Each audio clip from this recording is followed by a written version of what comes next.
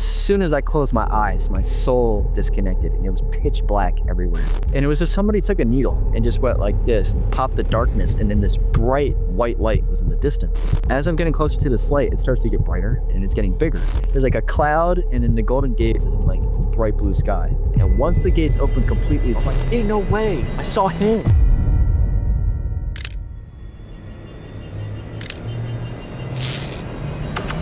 Christian, welcome to God's Voice Today. So excited to have you on the show. We briefly connected last week on a quick 15-minute phone call. By the way, everyone watching, if you have a testimony you want to share with me, you can go to godsvoicetoday.com/call and you can schedule a call with me. You can share it with me just like Christian did. And Christian, before we jump in talking about your supernatural encounter, it's an amazing one.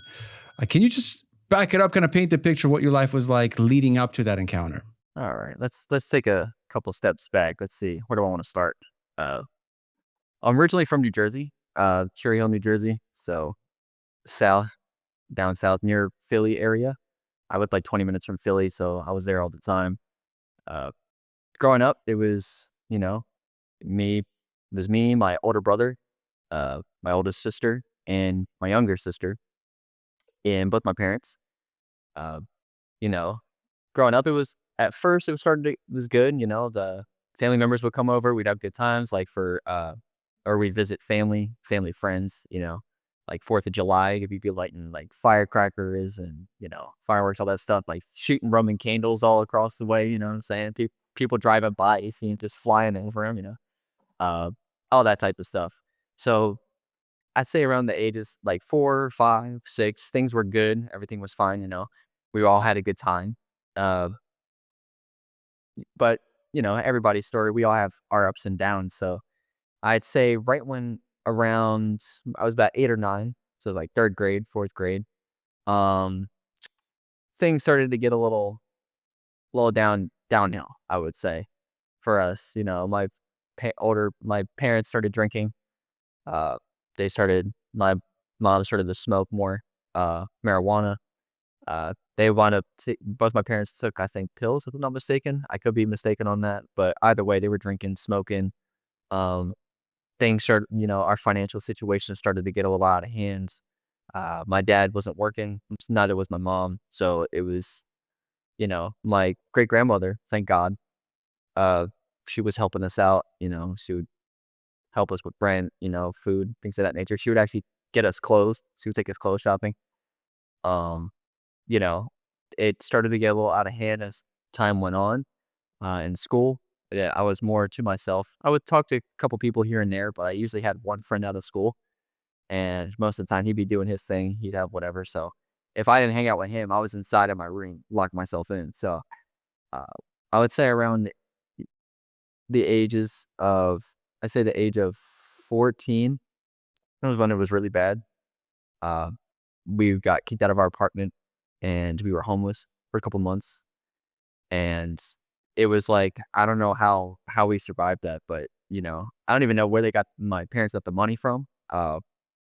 But they somehow, some way, we were able to get food, able to, have somewhere just to have an area to sleep in.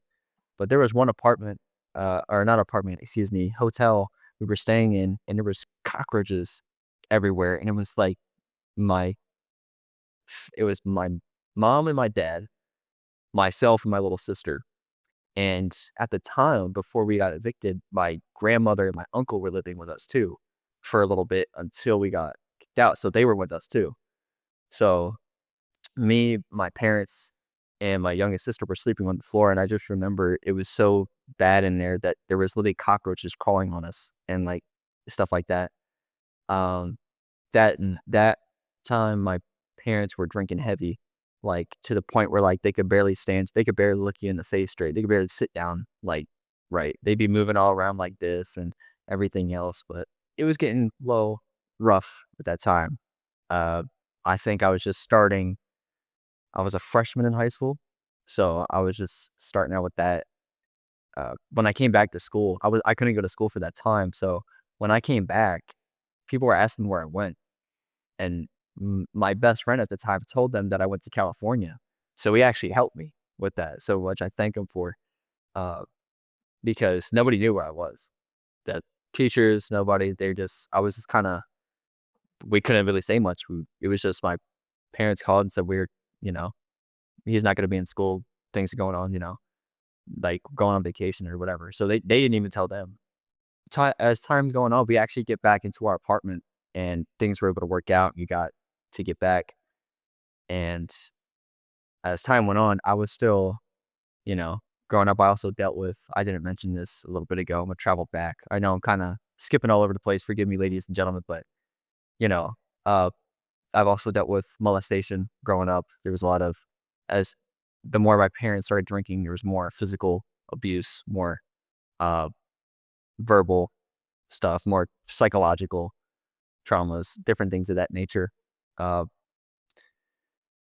but they, but skip back 14. I know I'm a little over the place, but at the age of 14, I think, or 15, I forget, one of those ages. I think it was the year 2017, and it was Thanksgiving weekend, and I was hanging around the wrong group of kids at the time for a little while. Um, at first, when I was hanging around with these two kids, they were fine. We were all having fun, just doing things like you just stay up late and go outside at like 2 o'clock in the morning, just be outside, just around the apartment complex. Nothing too crazy, just hanging out. But as time went on, we started going to stores. We would, you know, take we would started stealing drinks and we just started stealing all kinds of food, just taking whatever. We just started we started taking bikes. We started stealing people's stuff off of their property. There was one time when I was hanging around with my one friend, we spray painted uh cars, vehicles, I think a couple buildings. We were just being children pretty much. And that's not to justify any of that. It's still wrong, but that's what we were doing. No, for me, there was no brain in there. So Before we get back to the episode, if you're enjoying this interview, can you take a second to subscribe? It really helps us reach more people with these powerful stories. Thank you in advance. Now let's get back to the interview. and time went on, I was doing the right things and I was hanging around these, like I said, the wrong group of kids, and it got to a point where uh I'll just say Bill, for lack of a better term, this one kid I used to hang out with. Me and him were hanging out together. We decide to go to the mall. And right across from the mall, there's a movie theater. And at the time, Jigsaw, I think, was just released. I know they have like a bunch of those movies, those Saw movies, but I think Jigsaw at the time was just released, and we snuck in the movie theater and we watched it. So once we finished that, we're heading out. We're riding our bikes to the mall. We're talking and laughing and doing dumb stuff. And I remember we went to the mall and we were only there for like not even 15, 20 minutes, and he bumped into his uh homeboys back home in the streets. They were in Camden and stuff.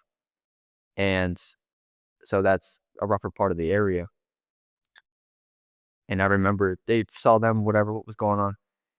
And we as we're hanging around with these kids, we go down to the main floor and by the cafe area, a bunch of the food food shops, whatever. I think there was like what was it, like there was some smoothie shop and like a Jersey Mike's and a Chicken Now and a Panda Express, like all these different shops there and in the food cafe. So we're sitting there talking or whatever. And then we go outside.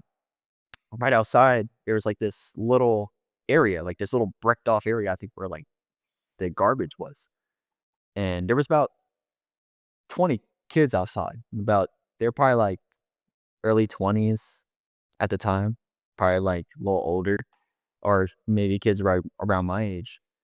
And I would say Bill, like I said, for lack of a better term, like that guy, Bill, went to the back with his other boys. So I go back there. And before I could even get back, the guy pulls out a gun and he puts it right here. And he's like saying stuff or whatever, saying stuff in my ear. And this odd feeling, like at the time I was like kind of nervous, but then I had this wave of like peace, like this weight was lifted off of me. Like almost that feeling of everything's gonna be okay. And I remember I'm back there and Bill pushes me, but he's signaling me to leave. But I don't process that. I'm thinking he's trying to be somebody else because of these people around him. So I'm sitting there, I'm watching everyone. I'm trying to keep on guard and all that. And one of the guys started saying whatever, starts pressing me. And finally he says something, he just hits me, all knuckles, right in the eye. like right on the right above my eyebrow. Hits me right there. And surprisingly enough, I was able to take the hit. I thought I was like gonna fall over on the floor, but I remember I walked over. I was just like, ah, man. And another kid punches me right in the side, and it did. I couldn't really feel anything because I was so focused on my eyes. My eye started bleeding. There's blood down my face, and then I hear laughing. They were laughing at me, or whatever. And I heard a couple guns cocked back, and I don't know if I heard a knife or anything. But everybody was just standing there, like, they didn't move, and there was cars flying by, there was a lot of noise. It was, you know, pretty packed at that time, and I remember my hearing just went, and I couldn't hear anything, and I heard one word, and the voice was deep and gentle and, like, soft as a feather, almost, light as a feather, and I heard, "Leave," and then my sound came back, and I was freaking out because 'cause I'm like I'm looking around to see if anybody else heard what I just heard, and they're looking at me like I'm crazy because they thinking I'm kinda out of it because of my hit on like, the getting hit. But I turn around to see, and, it was just them like, 2 people staring at me, and then I turn back around, I'm looking at the dude that hit me, and he's huffing and puffing, but his eyes black, like, pitch black, his whole eyeball. The whites of his eyes were black, the entire thing. I was just, like, staring at him, and I wanted to do something, but I'm like at this time, I'm like, what, 5'5", I think? Not even 90 pounds. So, I'm, like, just skin and bone. I'm, like, super skinny. I woulda hit him with, like, a feather, but even still, I was ready to go at everybody. I was ready to do whatever, but it was just me, and there's, like, 20 people around me, so it's like I can't really do anything. And he's sitting there huffing and puffing, and the rest of the people move to the side. Like, they move out of the way so I could leave. And I was like I'm sitting there going like this, and I'm just like, I take a big dip take a deep breath, and I'm walking away. I'm walking out of this area, and I'm looking at the guy that's huffing and puffing. I'm just looking in his eyes, and it's just pitch black. I was kind of, a little, "Whoa, like, what this guy alright?" Like, and I walk away, and, there's a couple of the other guys start leaving or whatever. There's still a few people around, and they're looking at me. And I remember there was a couple guards sitting at the front of the mall where we were at, right by the doors. And one of the guys noticed me, bigger dude, and he says, "Hey, man, come here." And I was like, "All right." He was just like, "Here, go in the back and wash yourself up." So I go, "Okay." I walk in the back, and, there's like a little sink or whatever. And I go like this. I'm washing my hands. I'm like, ah, there's blood all over my hands. And I look in the mirror, and I just see my face just from that little cut right here. It was just blood everywhere, all down my face. So I'm just like, and I'm washing my face, washing it, it's still bleeding or whatever. I'm just like, all right, I gotta like hold it with something to keep it from bleeding. He was like, and I come back out, and he's waiting there. And he's like, "You got to ride home or anything?" I said, "I have my bike, but I don't even know if it's there or not anymore." So me and this other guy, Bill, we hop in this security guard's car, and he's like, "Here, I'll take you home." And so he's taking us back. And I remember we went to go get our bikes, and mine was gone. So I was like, and I was upset, and I was like, "I can't. My bike's not here." So he was like, "Here, I'll take you home." So we wound up taking me and Bill home. We actually lived in the same apartment complex, so if I could come out my back door, I could see him and walk to his house, be like 5 seconds. So, uh, you know, that situation, whatever. I get out. I remember going home, and my dad was, you know, out it. Like, he was drinking so much, like, he was half passed out. Well, not half passed out, he was sleeping. He was even if he woke up, he wouldn't know where he was at pretty much. So I remember I go home, and it's him there, and I think my mom was, like, knocked out, and I was just like, I don't know if he said anything, but he was just kinda there, like, just drunk. And I remember I told him, I was like, "I almost lost my life not too long ago," and he was just kinda sitting there like, "Alright." I was like, "Well, that's cool, I guess, right?" So I go in my room, I grab, my clothes. I think it was, like, 9, 10 o'clock at night or something like that. So I go home, and I'm inside. I look in the mirror, and I'm just seeing, like, this cut right here. And I'm just like, "Shoot, come on, man." I'm hopping in the shower trying to clean it, it's stinging. I'm just like trying to scrub it, put soap in it, something, you know. But fast forward, things are still not working out. I started getting to exercising. I was about 15, about to be 16 soon. I started talking to this one girl, and I'm starting to get into calisthenics. So like pull ups, push ups, dips, stuff like that. I start trying to do more techniques, uh, trying to do like harder exercises, and so I always wanted to sort of have that attention in a way because I never really talked to too many people. So after a while, I was like, I wanted to build my confidence because like I said, I usually close myself out after a while. And it got to a point where I was just like, I start working out, and a few months pass by. I'm, getting a little confident. I'm sitting up like nice and straight in school. I'm like flexing the entire time because I'm like trying to. I'm like taking in all this information. I'm like, oh, they're saying, God, do this and do that. So I'm like ultimately just in the zone, just all the time. And people started noticing after a while, but it got to a point where I guess something like the smallest thing happened. I think I remember my little sister and my mom were downstairs. My great grandmother's coming by every year. She would take us out to get clothes shopping. She'd get us like a few outfits and maybe like a pair of sneakers. And I couldn't wait. So I was like, let's go. And it was weird. It was like every time we would have that, we would all have our turns. So it'd be like my older sister, my older brother, then me, my little sister. I used to get so mad because it could never be just me, right? Spend time with my grandmother. It was always like somebody else had to tag along, and I was like always mad. So, like, I don't know. It was the smallest thing, and I remember freaking out or whatever. I hit the wall and I broke my finger. My finger just snapped like that, like it twisted up and then like pushed back. So like my whole finger was like this. So I was just like, whoo. I was like, that's what I get though. I'm 15 years old, being a little angry like that. And, I get surgery, I think all summer my hand was broken. It was like May around this time. And then as time went on, all summer broken, can't do anything. I'm at the doctor's office and I still have the pins in my I have the pins in my hand now. Like it's been like a week or so or a couple weeks since I had the surgery. And the guy that hit me in my eye is there, and he's sitting right next to me. Like, there's this chair, there's another one next to me and another, and then there's, like, a couple chairs on the side. There's, like, 2 or 3, and he's sitting there, and he's just looking at me. And now this time around, now that I see him, he's like a grown man.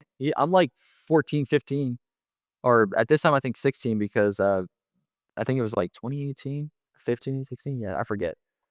Uh, but he's across from me, and now I'm starting to take in, like, more of his features and everything else, like, I'm like, I'm like, in my head, like, "This guy is a grown man." He looks like he's about 30 something, and I'm, like, 15, 16. He was doing that, he was getting mad. My dad went with me at the time, and he was sitting there just looking at me, like, ready to go at it again and just do something, and my dad comes back, and he sits right next to me, and then the dude pretends like nothing's happening. And I tell my dad, I'm like, "Remember I was telling you before?" He was like, "Yeah." I was like, when I got hit, I was like, pointing at him. He's like, "Him?" I was like, "Yeah." And he was just like, he wanted to do something, but at the same time, as soon as I pointed him out, they were taking him away. He was leaving. So I was just like, I was like, I was like, that's not a coincidence. That was something. Like, I felt something in that moment. Like, I could not just in the physical and the spiritual. Like, I noticed something there. Another thing too, like growing up, I always try to look deeper into things. So, like, even though that situation is happening, I try to look behind it. Like, what is the reason behind this? Not just with him and not just with me, but what's happening around in this. Like, there's probably something behind all this, right? So, but that happens, time moves forward, and, I'll skip forward a few years. Now I'm about to be uh, 17. I think I'm about to be 17. It's 2019, year 2019. And I remember we lost our apartment officially now. We lost our apartment, so we get it's like February or something like that. Uh, my parents still heavily drinking or whatever, and there were times where, like, they were getting into fights, like, physical, like, fist to fist, like, there would be times I'd see my mom and she'd just be bruised up, and my dad would just be, like, just full of rage, you know what I mean? Uh, we got we got some of that too, some of us kids, not some of us kids, we all got some sort of treatment like that, so it got to but in 2019 now, we get kicked out, it's February, time moves on, my grandmother had gotten her own apartment now, and she was dating another guy, and m my parents and I and my little sister move in, and they only have a one-bedroom apartment, and it's just on, like, the 6th floor, and I remember we had to sleep in the walk-in closet. So, like, let's like, this it was just be like as I don't know, not much taller than the doorway, it'd be, like, 10 it was, like, 8 feet, 9 feet tall and, like, not even, probably we were all sleeping like this, me, my youngest sister, and my mom, and my dad was actually sleeping outside. He was sleeping out in the woods and stuff like that. He had nowhere to go. Everyone pushed him away because he would get rambunctious. He'd drink all the time, cause problems, and then, they get mad at him. Uh, like same thing with my grandmother. Like he was starting stuff. He was drinking a lot. So was my mom, and they just be fighting back and forth. And my grandma was like, "Get out! Like, can't have you around here." So, um, around that time, I was smoking weed. I just started doing that at the time, and I would go to my friend's house and, we'd hang out here and there. He'd have like a cart, like those electronic pens or whatever, and I'd hit that and we'd do that together. And we wouldn't do it all the time, but then it was like a here and there thing, and then it was like every weekend, and then it started turning to every couple days, then every day, then it get worse and worse, right? And I remember at that time we were finishing our it was junior year in high school now, so I'm finishing up school, and once I finished the year out, it's like June, July now, my parents call my grandfather because we have nowhere to go. Uh, my grandmother's kicking us out, we can't stay here much longer, we're sleeping in a walk-in closet, you know what I mean? No ventilation, heat in the summer, heat is crazy, in the winter, it's absolutely freezing. And it was cluttered in there too. So like when I would sleep, I'd be in a ball. So like I'd be sleeping like this. You know what I mean? Like I couldn't move. But we finally moved. My parents, myself, and my youngest sister. We moved in with my grandfather, and he went out of his way and he bought us not bought us, but he bought a trailer, little trailer he put right out in front of his house, like right on the side of his yard, and we were sleeping there. And my grandfather, he used to tell us stories about him when he was drafted, and you know, he used to tell me his stories about how he came to Christ and things of that nature, how he saw an angel and stuff like that, like a very, very young age. So I was like, huh, I was kind of, I was like, I don't know, I guess he might be. I was like, I was more that person where like I kind of believed in all of it. Like it would be Jesus or Allah or, Buddha or whatever the case is. I kind of believed in all that. I was like, this person's probably speaking the truth, but so was he, and so was he. I was just, I was open, but I was still like, I don't really know. Uh, it got to a point where, you know, I would I go to school senior year. I started, nice, got a new girlfriend, and we're talking or whatever, and time it's good so far. Things started happening, then right when I'd say in March of 2020 when the COVID hit and everything shut down. We were all locked in. My parents way worse. My dad would be drinking so much the whites of his eyes would be like yellow like the sun, and he'd be out of it. We'd be causing all types of stuff. We'd be fighting, uh, all that. It was just then me and my dad started like going back and forth and like getting in each other's faces. Uh, my youngest sister would be fighting with my mom and my dad. We'd all be like arguing with each other. It was just a lot of tension. I was at the time, just when I was dating this girl, like, since, being a teenager, I hormones through the roof. I can sure you put two and two together. We were fooling around, for lack of better terms, like all the time. We trauma bonded. So she went through some things. I won't go into it, but she went through certain traumas in her life, and both of our parents were alcoholics. So we bonded over that. There were certain things that we went through that were very similar, and that's how we connected and formed that better relationship in a way at the time. Uh, it got to a point where she started cheating on me, started going behind my back, and I was just fed up. It was like that, like all the fighting, and then it started accumulating all the different things in mine. Um, you know, like I said, I wanted to touch up on this. Like I said, I was molested growing up by family members, but I was also by people in the neighborhood too. And I never said anything to anyone for the longest time. Like I kept my mouth shut. Um, you know, I was getting hit in school. Like there was one time, like these kids would like always mess with me and say stuff about my family, and I used to get so mad. And they tried to hit me at times. They wanted to slap me and do whatever, all this stuff. They wanted me to like slap box or something. They were just trying to hit me and whatever. I used to get so mad all the time, and I remember I was just fed up with it. Now it's 2020. It's November. I know I'm kind of skipping a little bit, but it's November 7th. It was a Saturday.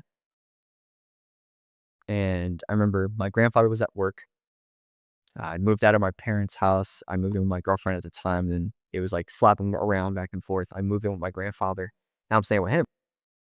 And every day he would talk to me about, he would always talk about the Bible. He would be like, you know, talk about, you'd be like Jesus Christ and all that. He'd talk about Adam and Eve, fallen angels, all this stuff, Satan in the garden and all that. He used to talk about it all the time. At the time, I'd just be like this, like, I don't want to hear this story. You know what I mean? Like, he would say it if you would talk for hours, and sometimes I'd be sitting there like this, like I'd get irritated with him because I didn't understand at the time really.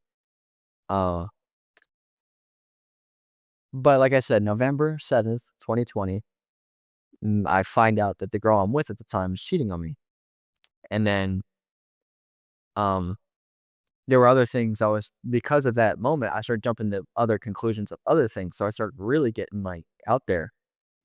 Certain things I was jumping to weren't true, but other things were because I watched it firsthand. Um, I was fed up, all that moment of just finding that out, it was more like I was saying, it's like the hair on the camel's back that I just snapped. It was, all the memories of the station, being in, situations where I'm almost losing my life, the physical abuse, mental abuse, all that stuff growing up, and uh reject, bullying in school and stuff like that too. Not like I said, not many friends. Sometimes I talk to certain people there I was cool with, but like I'm probably counting on my hand, you know, both hands actually, so not many. But I just got fed up. I was like, I'm done with this. I had to deal with all this nonsense, I have to deal with all this trauma and all this pushing. I was like, I'm done. I was sobbing. I was like, I'm done. My grandfather, like I said, he was drafted in Vietnam. He didn't go to Vietnam specifically, but he was drafted for the Vietnam War. And he always talked about some of his time there, and he had some weapons and things of that nature. And he specifically had a handgun, and it had no safety on it. So knowing that, it was like a 9mm or something. So knowing that, I took it, loaded it up, cocked it back, and I'm in the living room, and I was just crying. I'm just like, I'm done. And I went to pull the trigger, and it was like I was pulling it all the way back, and nothing. It's like, that's odd. I was like, I just loaded it live, right? So I took it out. I took the clip out, the gun. I take the one out of the chamber, put it back into the clip, load it up, dude, all over. And I go like this, and then I feel like it was like when I went to pull the trigger, it was like I felt like two fingers go like this, and my hearing left again, like that same moment before. Like all my hearing left, and then this time I heard a very deep voice. but still very gentle. It was more like deep as the ocean, right? Very bassy, and it surrounded my whole being, and I heard him say one word, and he said, "Stop." And then my hearing came back, I just started bawling, like, bawling my eyes out, crying, and then I remember I was like I got up, and I was in the living room by myself in the house, my grandfather's gone and everything, and I was like, "This is all your fault," and just started just letting out for, like, 45 minutes to an hour.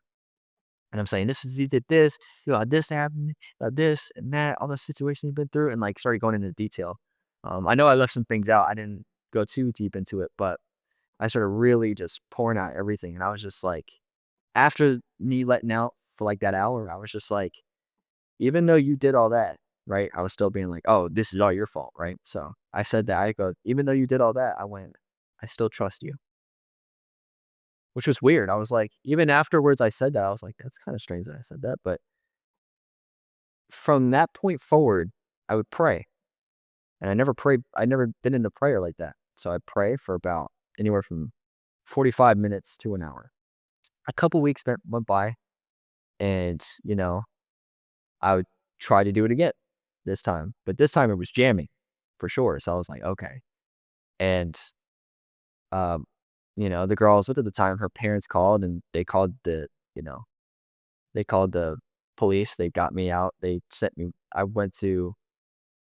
uh I went to the hospital, but it was like a psych ward area thing. Like, there was, like, a certain section for, like, mental health and stuff. And I remember I go there, and I'm there for a week, but I once I like, they take me in an ambulance or whatever, and, they're talking to me. I'm just keeping quiet most of the time, but I finally get to the hospital, they get me in and check me in and everything, and there was just this old lady sitting there, and she's been there for a while. She's, like, a patient there, and she looks at me, and she goes, "What's your name?" I'm like, "I'm Christian." She's like, "Christian? Huh. Do you believe in God?" And at the time, I went, "I believe in God." I said, "I don't know if he believes in me." And she went like this, and she just kinda looked at me, she's like, "Alright." They get me they s it was, like, pretty late at this time. Uh, it was, like, 9 o'clock at night. Now it's, like, towards the end of November. It's, like, right before Thanksgiving of 2020. And I remember they put me in this room with this one guy, and we're trying to go to sleep, and he starts telling me his life story. He was, like, telling me he was on drugs and this, that, and third. I won't go too much into it. I forget his name. I hope he forgives me if he sees this. I hope, forgive me for forgetting the name, but now he was telling me everything about, like, all the things he's been through, and, he was like after, like, an hour and a half of him talking, 2 hours, he was just like, "I'm sorry, man. I'm sorry I was, like, pouring this all out to you." I was like, "No, it's okay. I was just, I'm listening to you." I was like, "It's alright, but, it is kinda getting late." He's like, "But no, I appreciate this." And I was like, "Nah, no problem." The next day, next morning, he was talking to me, whatever, and he still opened up more and more, and he was getting ready to leave, I guess, like, go back, and I guess he wanted to make things right. He's like, saying something about his he was, like, saying things about his family to, like, get things right, his marriage, all that. And then he looks at me, he says I remember he looked at me and was getting ready to leave. He was like, "Hey, man, don't give up. You're gonna be alright. Everything's gonna be good." And he was like, "And by the way, if I were you," it gets pretty boring in here because you might actually lose it. He's like, "You might wanna go in there and do some activities." I was like, "Okay." I was like, "Alright." So I'm in this room by myself for a little bit. I was just sitting there. Now I'm talking in my mind. At the time, I was trying to talk to God, but I'm also like, "Is he there? Is it just like" it's like when they say talk I was like at the time, I was like, "Is talking to God like just a figure of speech? Like, is this just like a way to vent?" You know what I'm saying? To my own self. I'm just kinda in another place here in my mind. So after a while, I'm in there for a few days, and I got moved into another room. There was another patient there, and, we start, talking or whatever, joking around, and, I asked him why he was in there. He was like, "I'm only in here because I can't sleep right, so I'm getting other medication and stuff like that." And then he was like, "What about you?" And I started telling him certain things, and he was like, "Oh, wow." He was like, "Alright." He was like, a couple of days passed by, and I think it was like a Tuesday or something like that, or a Wednesday, Tuesday, was it? I think it was Tuesday.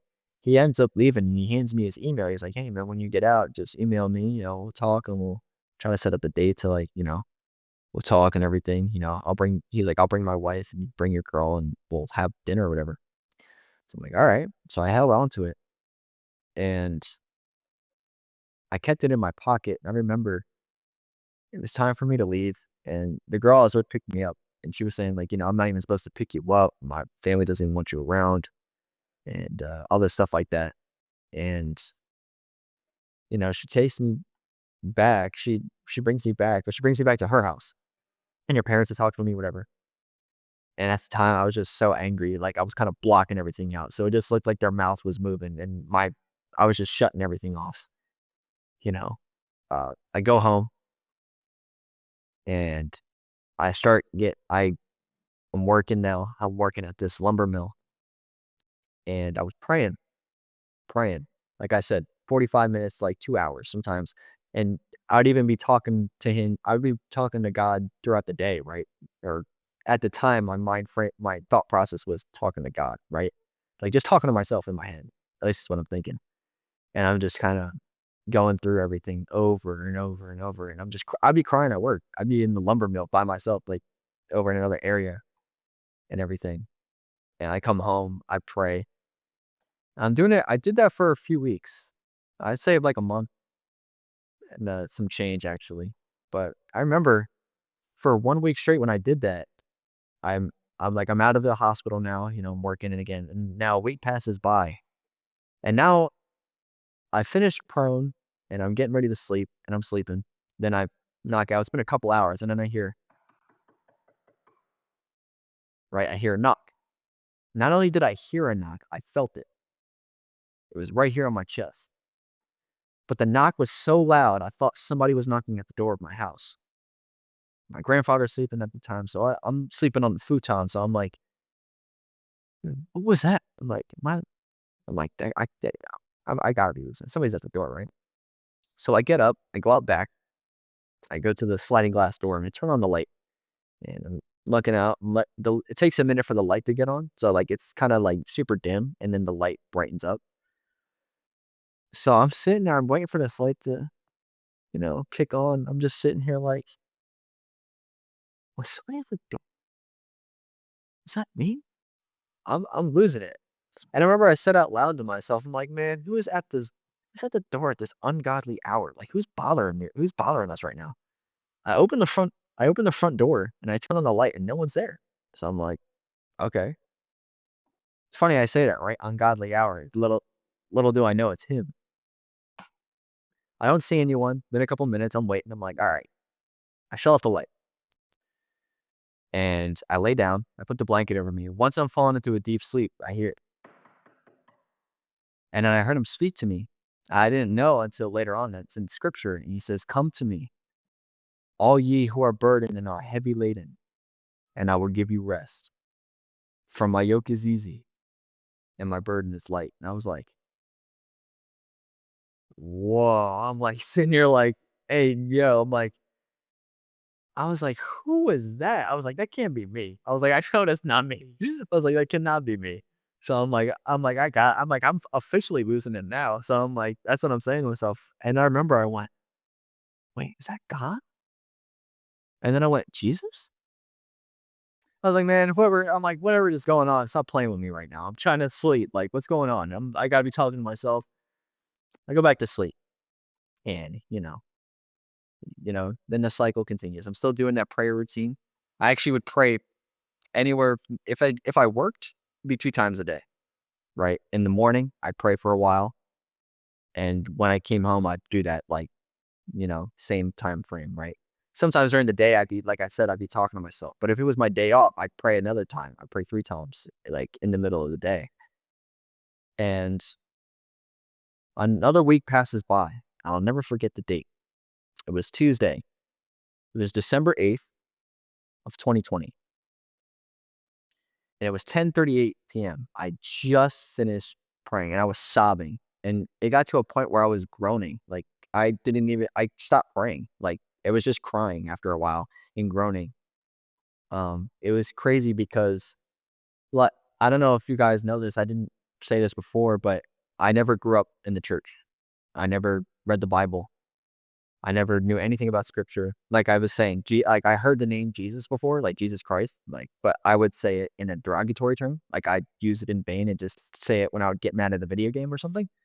So, uh, it wasn't really something I just kind of used it, you know what I mean? Just like any other swear word or any other word, really, just threw it around, threw his name around, excuse me. But um, I remember when I was praying, when I was crying and groaning, in my heart, I said the Lord's Prayer, which was weird because I didn't, it was weird. I was like the strangest thing to me. I prayed that prayer. I remember like as I was crying, I was doing like, um, for lack of a better example, like Chewbacca, like he does a like that roll. It was that groan, but without the rolls. And then it started getting louder and louder and louder, and it would like echo and like have like it would like it would almost hit you like in your soul the way this groan was. My grandfather actually woke up and came out, and I had to pretend like I was sleeping. You know what I mean? And he came out to see what was going on. I was pretending like I was sleeping. I had my eye kind of open, like you know. But then when he went away back into his room, I kept, I was still praying, but then I was just crying. I was trying to keep so silent, but in my heart, I remember praying. I remember hearing from my heart. As I was crying, I heard, "Our Father, who art in heaven, hallowed be thy name. Thy kingdom come. Thy will be done on earth as it is in heaven. Give us this day our daily bread, and forgive us our trespasses, as we forgive those who trespass against us." But as I'm doing that, I'm going like this, and I'm crying, but I'm like silent crying. I'm trying to let out air, and I'm just like a silent scream, for like better term, you know. And I'm here, give us this day our daily bread, and forgive us our trespasses, as we forgive those who trespass against us. This is in my heart. So it's like at the same time, it's like the inner me and the outer me, two different, you know, reactions going on. And then I hear, and lead us not into temptation, but deliver us from evil.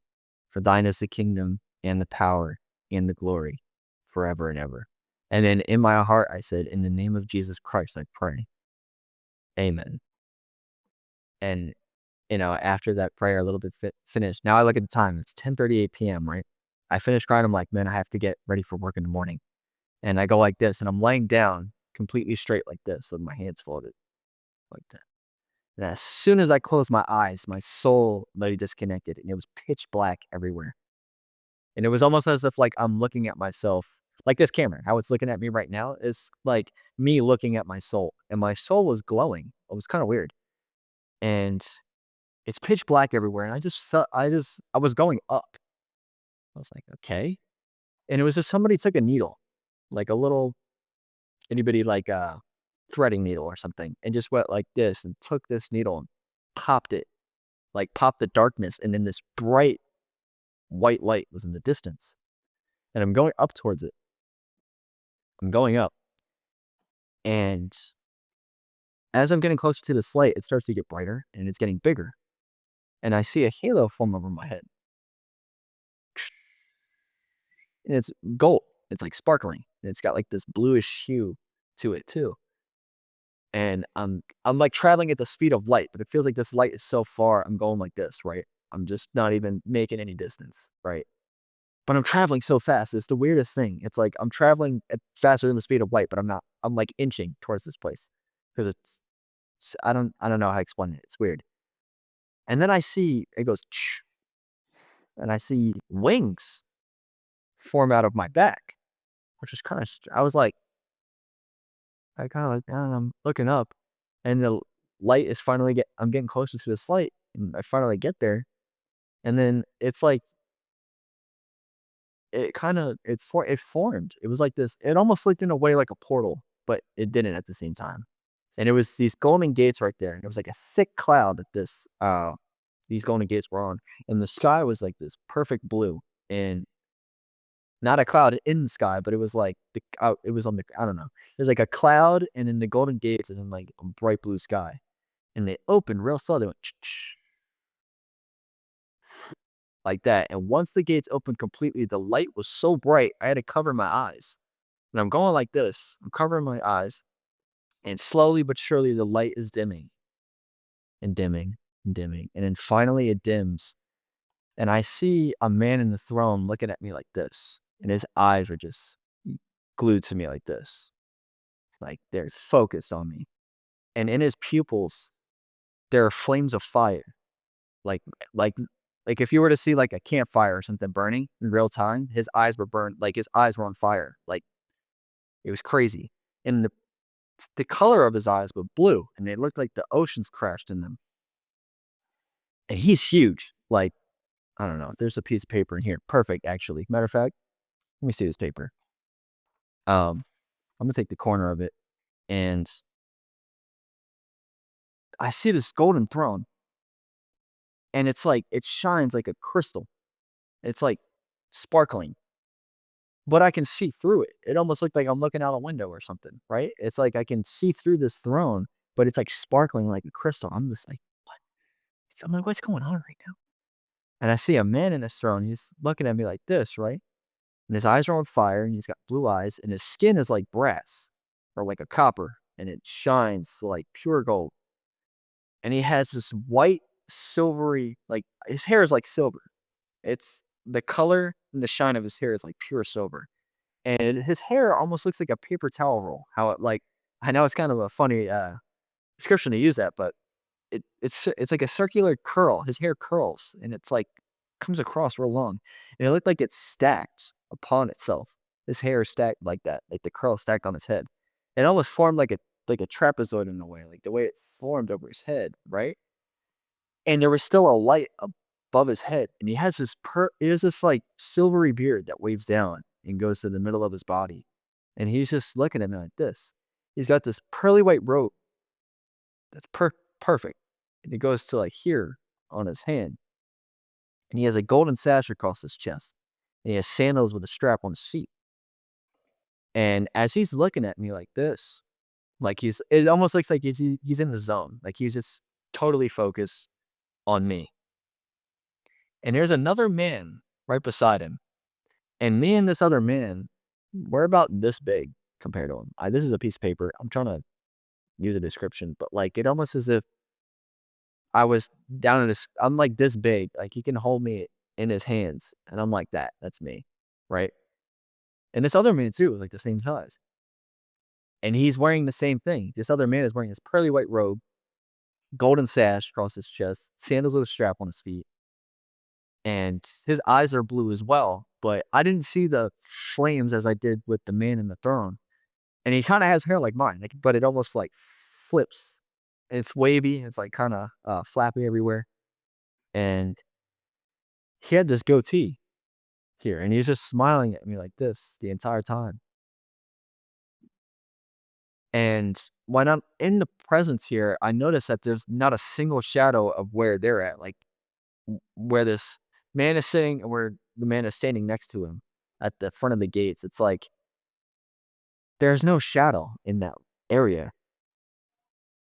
And I couldn't remember anything that's happened in my life now. Like, let's say now I'm in the presence of these two men, and it's me there, and it's like it's as if this life that's happening, like for example, this interaction, it's as if this never happened, right? It's as if this my life never even existed. And I remember I looked up, and intuitively I knew who this man in the throne was. So I go like this, and I said, "Hi, Father," and I was kind of nervous. And he says, "My son," he says, "Why doest thou comest unto me?"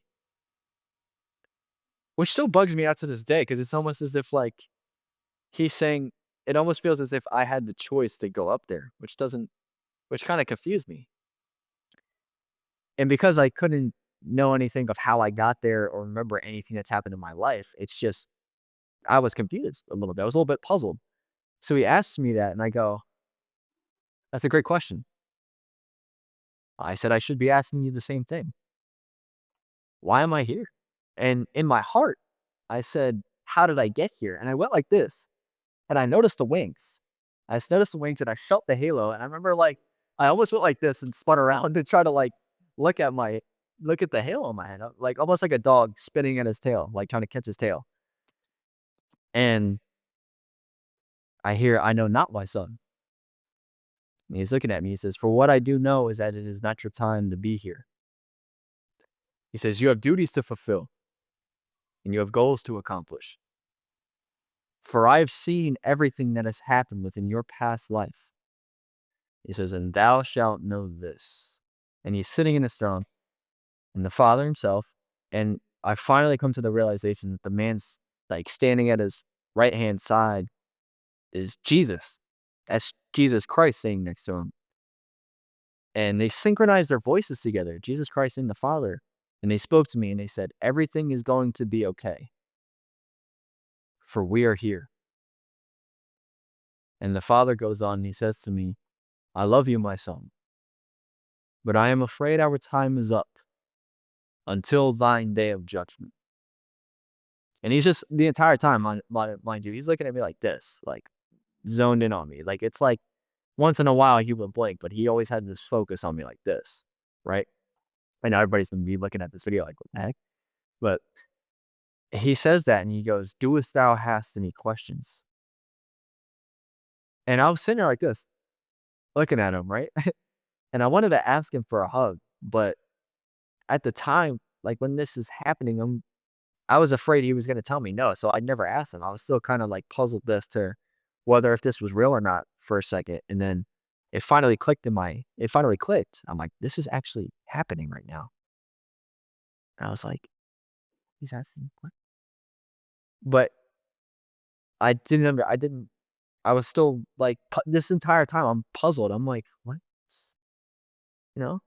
And I'm sitting there thinking, I'm like, I'm thinking in my head, I remember hearing,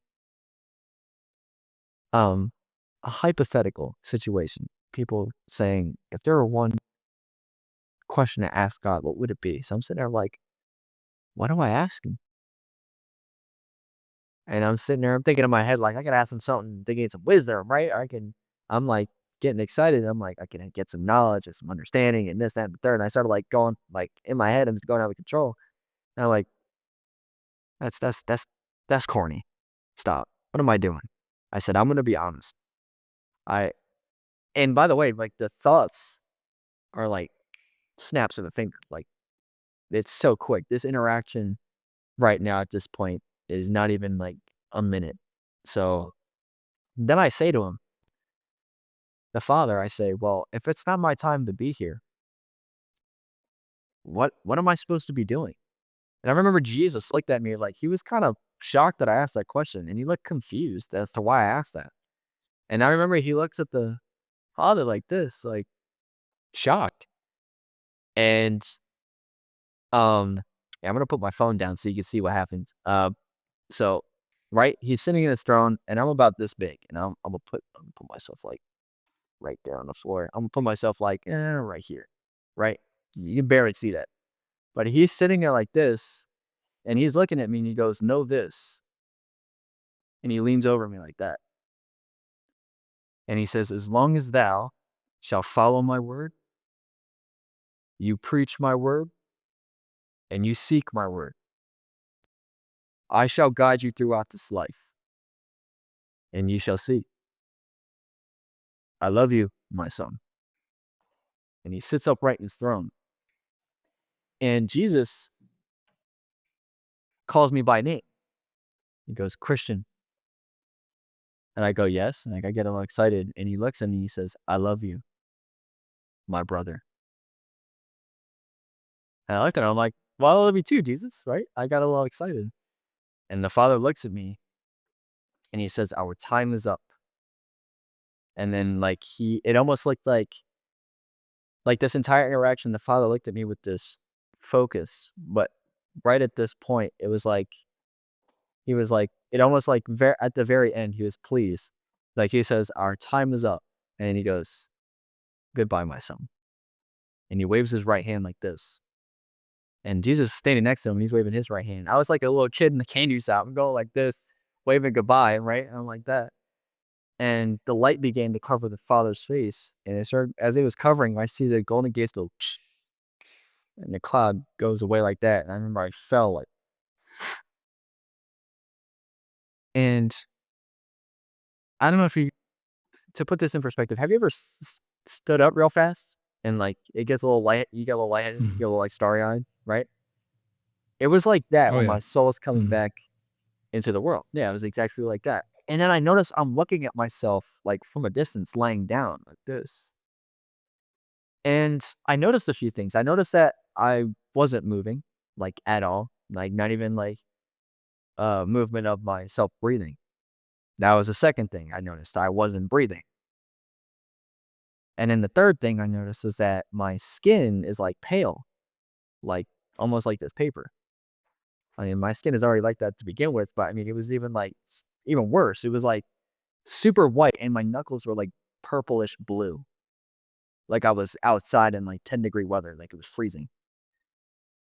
And like I said, when my soul left my body, I remember right before that happened, I looked at the clock and it was 10:38 p.m. I'm looking at the clock at the on the stove on the oven, and it says 11:15. So even though I know it's kind of weird, but like the time I guess with the Father and Jesus Christ, it was like it wasn't even it felt like it wasn't even a minute long. And when I came back, it was almost like a half an hour passed, like 40 minutes almost. I'm like, that's strange. And then it was like as I was looking at my body like this, it was like it snapped. And then now I'm looking at the right side of my face, right? And my soul is hovering over me, like looking at me face to face. And my soul smiles and nods like that and flips around like they go to connect into my body. And I remember hearing the Father speak these final words, clear as day. And he said, "Blessed shall be the pure in heart, for they shall see God."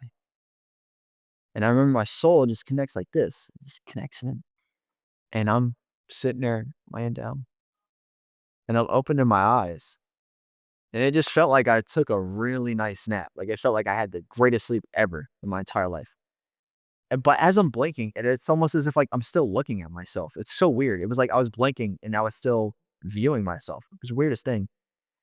And I'm trying to come back, and then finally I'm coming back and I'm a little like freaked out. I remember laying down. I remember just leaning over like this, just looking down, and I was just I was shocked. Like I'm puzzled for like 10 minutes, just sitting there speechless, sitting just stuck almost. And I remember I was just like, "Holy mother of God, what just happened?" And I was just like, "Whoa, that's the craziest thing I've ever seen in my entire life." I'm like, I was trying to joke around about it, like to get myself back. I was just like trying to knock myself out of this like just feeling of I don't want to. It was like this overwhelming peace, but it was almost like I felt was stuck and just stuck like this. I was just like, so I asked, so I said out loud, I was like, "God, do you have a mom?" I was like, "Who created you?" I was trying to like make myself laugh. I was trying to do something. I was just like, "Yo, this is crazy." And then I was replaying everything to myself. Like this whole moment was just like right here, almost as if I was watching a movie again. It was almost as if like I was playing everything over, and I was just going over everything. And I was talking to him about. I was like, "Yo, you said this, and I was saying that." And then I remember it was like I was going over it in my head, and I was like, I felt like this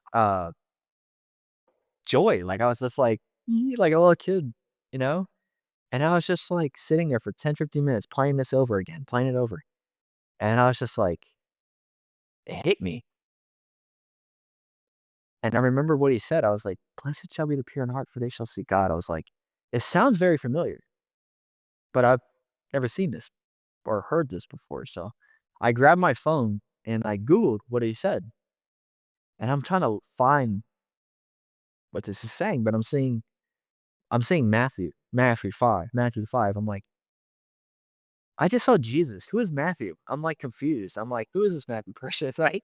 I'm like, I have no idea what's going on. So I'm like, okay. I go to the images and I'm trying to find it because I remember before, like when I would try to do research and things, I would always go to the images and they would always have like some sort of background photo and have like a quote, and it would always work for me. So I went there and I'm seeing all these scriptures. I'm seeing Matthew 5:3, Matthew 5:7, Matthew 5:6, Matthew 5. 9. I'm seeing everything but the one I'm looking for. But I'm starting to get, I'm like, okay, Matthew, and I'm seeing NIV. I'm like, what is Niv? Like, what? What is that? What does this mean? I'm seeing KJV. I'm seeing like all these different like translations, but I didn't understand that they were translations at the time. I'm just thinking like there's abbreviations. I'm like, did somebody else write it again? Like, I don't understand. So I'm thinking to myself, I'm like inside the inner me is like, it's starting to click. I'm like, is is this the Bible? I'm like, it's is this it's the Bible, right? It's the Bible. Oh, it's the Bible. Oh, it's the Bible. Like I start like in my head, I'm doing that, but on the outside, I have like no reaction whatsoever. So it's like two different sides. You know what I mean? So I remember I grabbed. There was actually a Bible right next to me. My grandfather always had one out, so I grab it. And yeah, it's the King James version.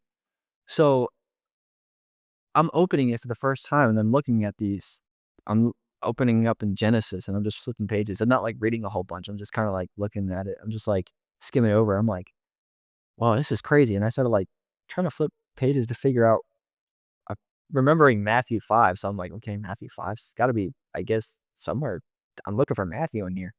So I'm like, as I'm looking through this, as I'm looking through the Bible, I'm like, I'm like, are these chapters inside of chapters or something? I'm like, I don't get it. And I'm flipping through and I'm saying, then I'm like flipping over like Exodus and then like Leviticus, Numbers, right? And I'm flipping through these books and I'm just like, oh, I'm like, these are books inside of books. Or they're chapters inside of chapters. I was like, whoever wrote this is a genius. So I'm like, it's cool either way. I'm thinking to myself, like, yeah, this is awesome. So I'm flipping through and there's like, I'm flipping through all these books in the Old Testament. I was like, first Samuel, second Samuel. I'm going through. I'm like, all right, let's get to the point here. I was like trying to like cut to the chase. I'm like skipping a whole bunch of pages in the Bible. And then I finally get to a page where it says New Testament. I'm like, New Testament. I flipped it over and I see Matthew. I'm like, oh, okay. I remember Matthew 5. So I just flipped over and then it says Matthew chapter 5. And I remember reading and I'm seeing the multitudes. Jesus sat down, his disciples gathered around, or, he opened his mouth and he taught them, saying, and I'm reading it. It says, blessed shall be the poor in spirit, for theirs is the kingdom of heaven. So I'm like, okay, this got to be the page where is this what? And I'm reading, and it says, blessed shall be they who mourn, for they shall be comforted. I'm reading still. Blessed shall be the meek, for they shall inherit the earth. I'm like, okay. Blessed shall be they who hunger and thirst for righteousness, for they shall be made full. Then I see, blessed shall be the merciful, for they shall obtain mercy. And I remember reading and I see the verse 8, right? Blessed shall be the pure in heart, for they shall see God. And I remember looking at it like this, and I was just like,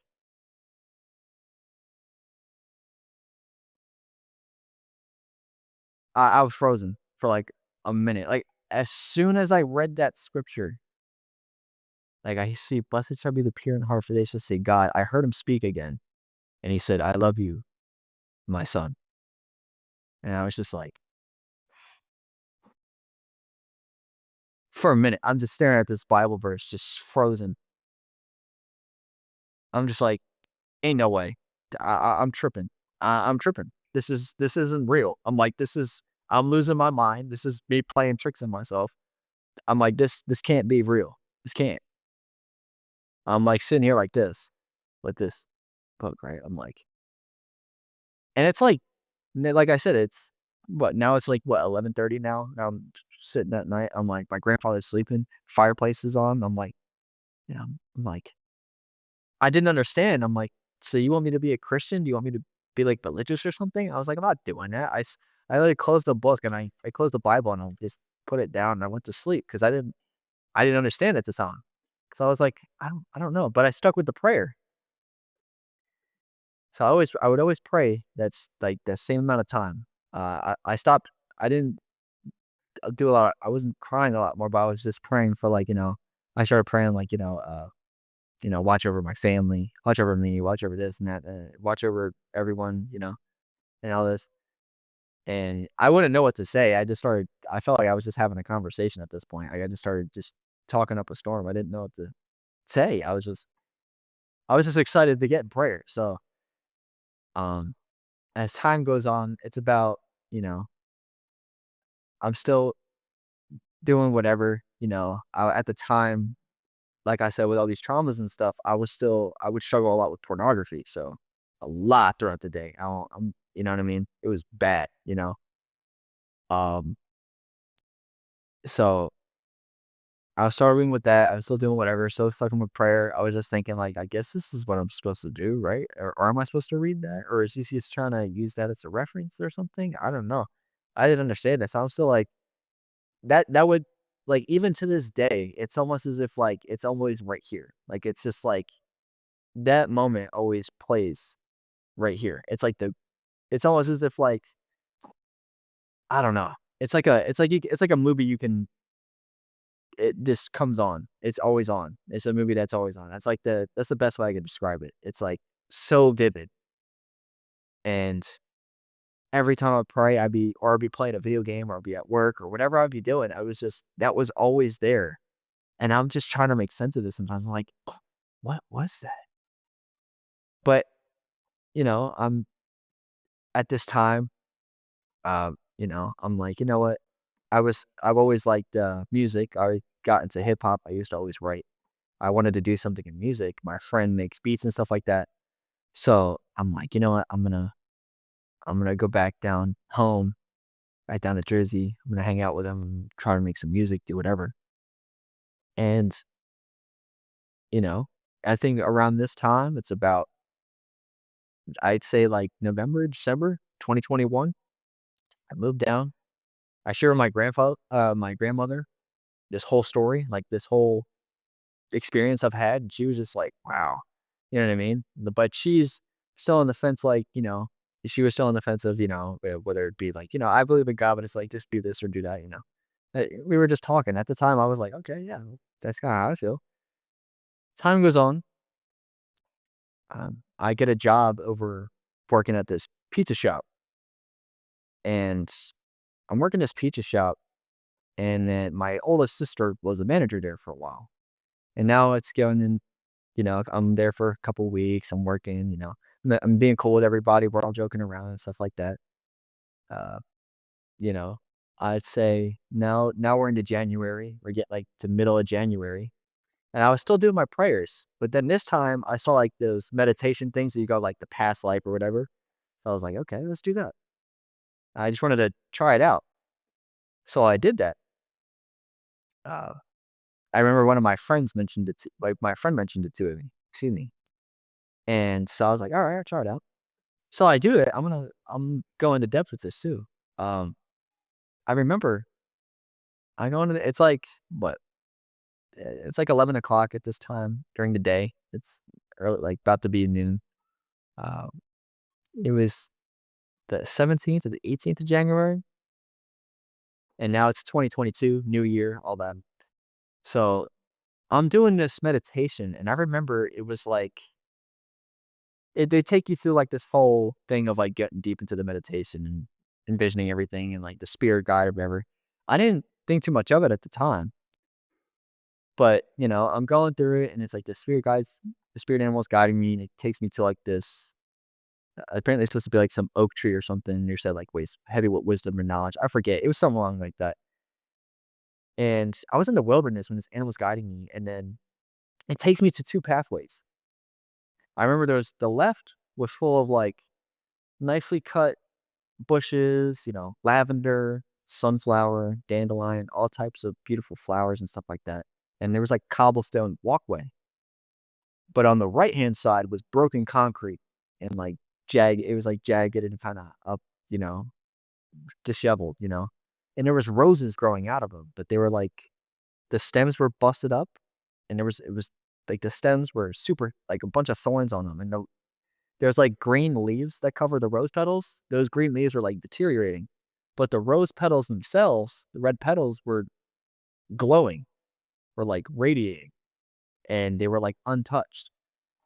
So I follow that path with like the roses and stuff and jagged concrete, and the spirit guide is like guiding me, whatever, animal, whatever. And it takes me to this oak tree, and there's a golden gate there. And as I'm in this meditation, it's almost as if like there's two sides right now. Like it's like my spiritual side and in my actual mind. So like in my mind, as I'm going through this, it's like I was like, I remember seeing that with God, like, and it's there. I was like, that's weird. But it was more like the size of like a door. It wasn't that super big gate. It was just like a door like type of deal. And I open it, I walk through, and it takes me deeper into this meditation. And it's supposed to take me to the past life of whoever I was, right? Well, now it's like it takes me through these steps, and then there's like steps I have to walk down or something. I forget. But I finally get deep in this meditation. Now I'm like super deep in it. So it's like I feels like I'm in a whole another plane. And it takes me to this past life, and then there's a water puddle, and I'm looking at my reflection, and I see a right foot right next to the puddle, and there's a sandal with a strap on, and the skin is like brass, and I see this puddle, and it almost looked like it was like rippling because like the waves or whatever, and I'm looking deaf. It's like not me, but whoever I'm supposed to be. I'm looking at myself, and it's exactly who I saw at the Golden Gates. It was Jesus Christ. And I see a pearly white robe and a golden sash across his chest. And I see his blue eyes and I see his goatee and his hair, you know? And then it sticks almost as if like it goes to a scene of his life. And I'm looking through his eyes. It almost feels like I'm experiencing it. And I'm teaching people, I say I, but you know, it was Jesus teaching in a synagogue. And he was like a child. And there was all these people around. And as I'm teaching these people around, everybody's just fascinated to hear what I'm saying. And I see two people, and if to me, I just think it's like, those are my whoever I am in this life, these are my parents, right? I guess I'm like, are these Jesus' parents, right? I guess I'm like, I guess this is so and so's like who this past life is, and then I hear Jesus, where have you been?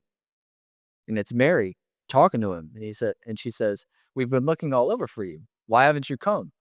And I remember like, as I'm experiencing it almost feels like I'm experiencing firsthand Jesus' life, right? Jesus Christ's life, and I say to her, "Know ye not that I be about my Father's business?" And everybody in the place is just, like, shocked, like, "You can't say he's a child, what's going on here?" Everyone's, like, worked up, and even Mary and Joseph are kinda, like, pulled back, like, there were a lot of people in there, you know? And it almost as if, like, snaps, like, instantly, now it's another scene, and now I'm looking third person, now I'm looking at Jesus, and he's still wearing his robe, and there's his disciples are in the field, and they're picking heads of grain, of wheat, and they're eating them, and Pharisees and, like, these religious people notice him, and they walk to him, and I remember they said to him, they go, Jesus, why are you working on a Sabbath day? It is against the law to be doing that. You are breaking the law for working on the Sabbath day. I remember Jesus looks at him and goes, if your sheep fell down into a well, wouldn't you work to dig it up? And they went like this, and they stayed silent. And he said, if you are hungry, wouldn't you work to get yourself something to eat?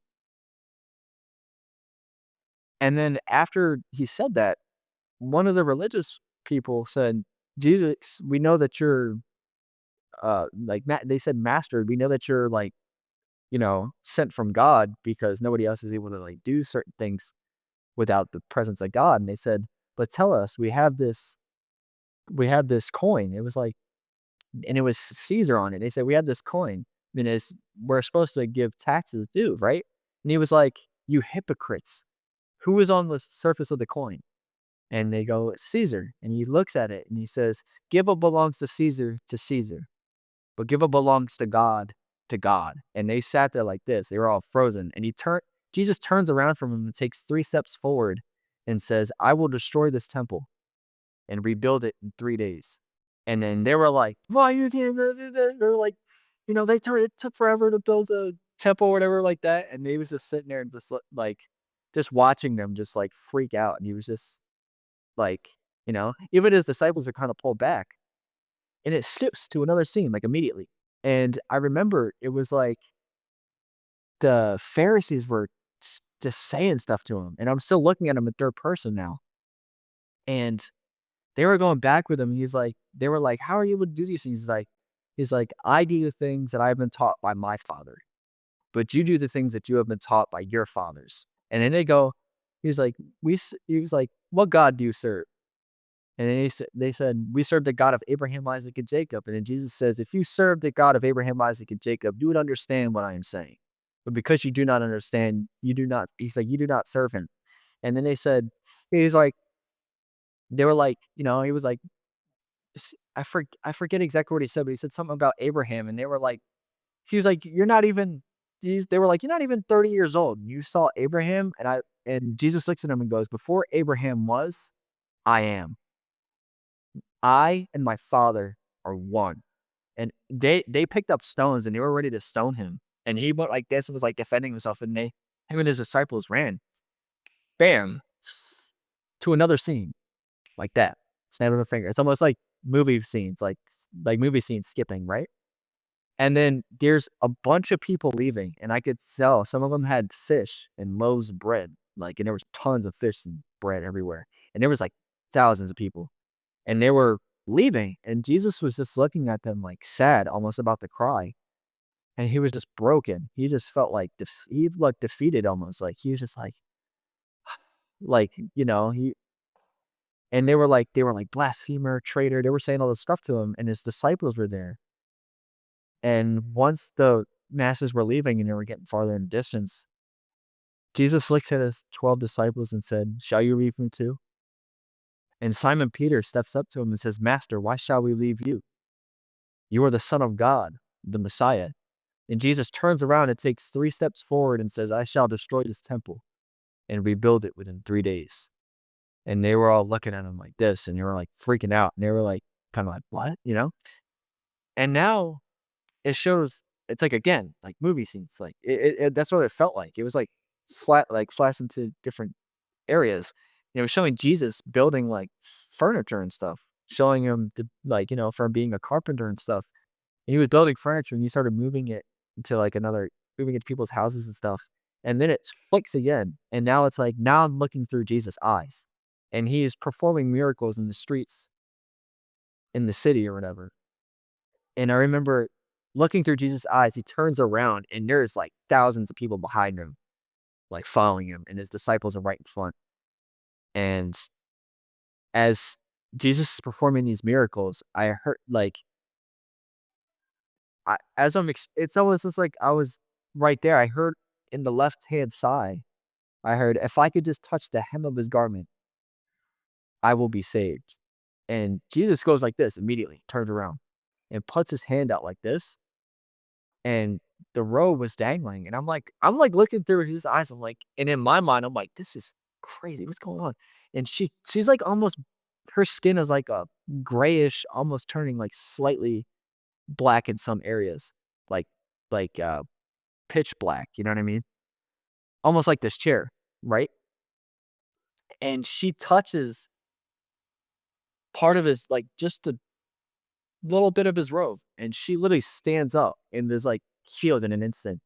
And she started preaching about God right in front of them, and they all froze. It is almost like you could hear like a pin drop in the city. Everybody could probably hear that. It was that silent.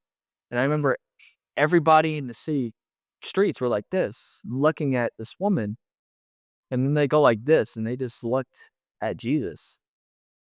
And Jesus had this demeanor of like, "We have more work to do." And like almost is looking at him like, "Why are you shocked?" Almost. That was the look he gave him.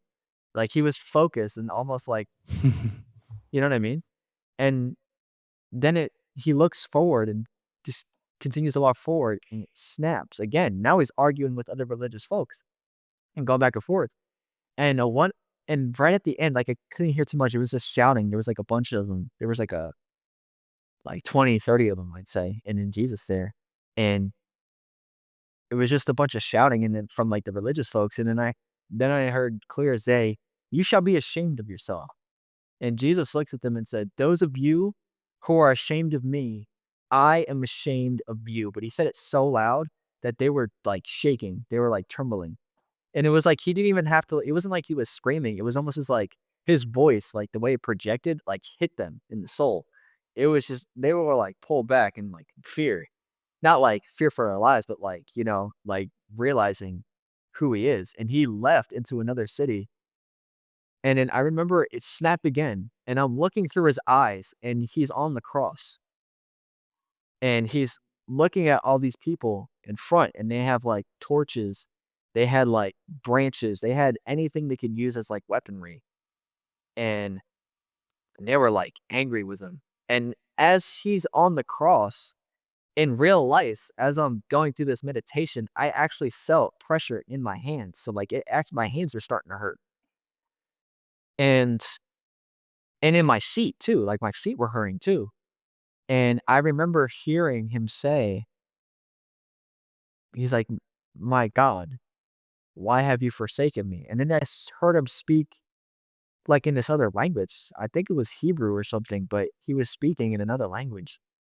And then I heard him say, "Father, forgive them. They know not of what they do." And then he said, "It is finished." And it's like he bowed his head. And as soon as he bowed his head, it was like, again, that light was in the distance and he was like going up towards it. Now I'm like, now I'm experiencing it through his lens, like through his eyes. Like now it feels like I'm in his body almost. And then next thing you know, he's walking on the clouds of heaven and he's looking. And it almost looked like there was like a wall of cloud. And there was like, it was that same golden gate right there. And there was there was child souls playing there. There was like children playing and they had like halos over their head, wings out of their back, and they were like jumping around with joy. And they look over like this and they see Jesus and they're like, it's him. And they're like excited, you know what I mean? Like they're like jumping around like this. And then they shout for everyone and they go over to tell him that Jesus is back. And they're like, there's a bunch of commotion. And he walks to the father and he goes like, and the father goes like this with his right hand and puts it out like that. It almost looks like this, how I'm doing it right now. That's exactly what happened, but it was more like on a lower stance. Like it was almost like he was bending toward his foot and he was going like this. And I heard him say, he said, "Christian," with a loud voice. And now I'm like, now I'm bugging out. I'm like, wait, I was just Jesus. Now he's talking to me. He said, like he said it once. He said my name once. He said, "Christian," and I heard him say, "I'm very proud of you for what you are doing." He said, "You are following my word, and you are seeking my word." He says, "As I have promised, I shall guide you throughout this life." He says, "But there is a sacrifice that you need to make."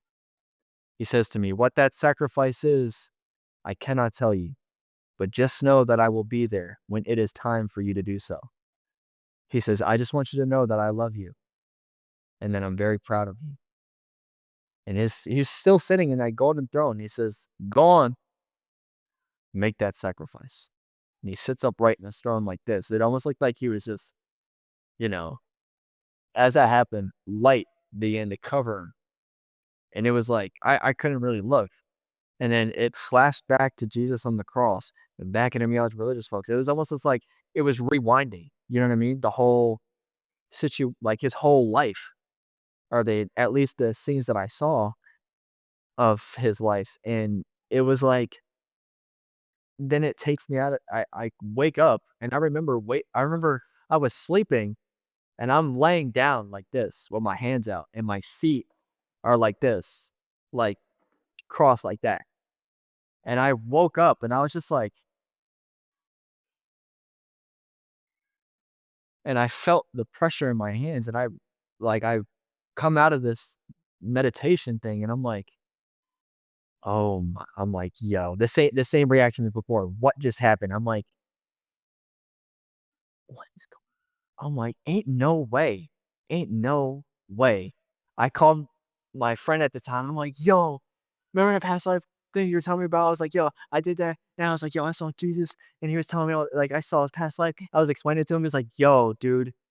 And he was like, "Yo, you're blessed, dude." He's like, "This is crazy." I'm like, "I know this is crazy." I'm like, "Ain't no," I'm like, "I don't know if this is like me." I'm like, I was like, I was excited, but I'm also like, what why? Why is this happening? Why am I what I'm like thinking to myself, like, what's so special about me? Like, I don't get it. Like, just I'm just an ordinary dude. I'm just a kid. I'm like, what's so special about me? You know what I mean? Like, I'm like, it's- you know, that's what I'm thinking to myself. And I'm also like, I'm sitting there in the room and I'm just like, oh my, I'm like, oh, yo, I'm like, this is crazy. I'm like, just sitting here like this. And I'm like, I was like, okay. And then now I have two things playing over in my head. The same like the same encounter with the Father and Jesus Christ, and then that whole moment of Jesus' life playing over again. It's like they were those down now it's those 2 playing over again in my head. I'm like, "What is going on?" Like, I was just going on, like, every day, just going to work and everything and try to write music and record and stuff like that. But when I would go back to my grandmother's house or grandmother's apartment, excuse me, I'd just be there, I'm like, "What is going on?" Like, I don't get it. Like, this is weird. Like, this is crazy. I'm like, okay, like, I understand, like, I'm okay, Jesus is showing me something, but I'm like, I still don't get it yet. You know what I mean? I'm still like, I'd be a bundle of joy just, seeing that again. It was just like, that's awesome. I'm like, I was still like puzzled. And then a few months passed by. Now it's like July. Like, I got a couple of jobs in between. I started working at like this Walmart distribution center, and then I was there for a few months, and then I left, and then I went to uh salesman job, door-to-door salesman job. And then in July is when I started reading the scriptures, like, for real. And I remember I went into Revelation, and I read chapter 1, and it was verses 12 and 13, and it, like, describes, like and his hair is white as wool. His hair, his beard are white as wool. His eyes are a flame of fire. And I was reading that. I'm just sitting there frozen, like, ain't I'm like, "I saw that. I saw him." I'm like, "Ain't no way." I'm, like, sitting there reading this. I'm like, "What?" I, like, go back all the way to Genesis. And, like, I started from there, and I just started reading all the time. I'd have the audio of the scriptures in my head, and then I'd be reading it along with that, and then I'd be so, like, zoned into it, like, I'd be speeding up the audio in my ears, cause like, it'd be at, like, 1 times playback, then be, like, 1.5, and then, like, 1.75, and then I have it at double speed, and I'm just, like, going like this, like, just so zoned in, just soaking all this in, and I'd just be reading all the scriptures, like, I read the whole I think I read the whole New Testament at that time, and I'm just sitting there taking it all in. I'm just, "Yo, this is blowing my mind." I'm just like, "No way." And I'm like, I'm taking notes. I'm writing prayers down too. I'm memorizing scripture. I have all types of it written down. I'm writing like James 4:7, submit to God, resist the devil, he shall flee from you. I'm writing the beginning of the beginning of wisdom is the fear of the Lord and all this stuff. And I'm, writing all this down, like writing Proverbs, so Psalms. I'm writing all types of stuff down.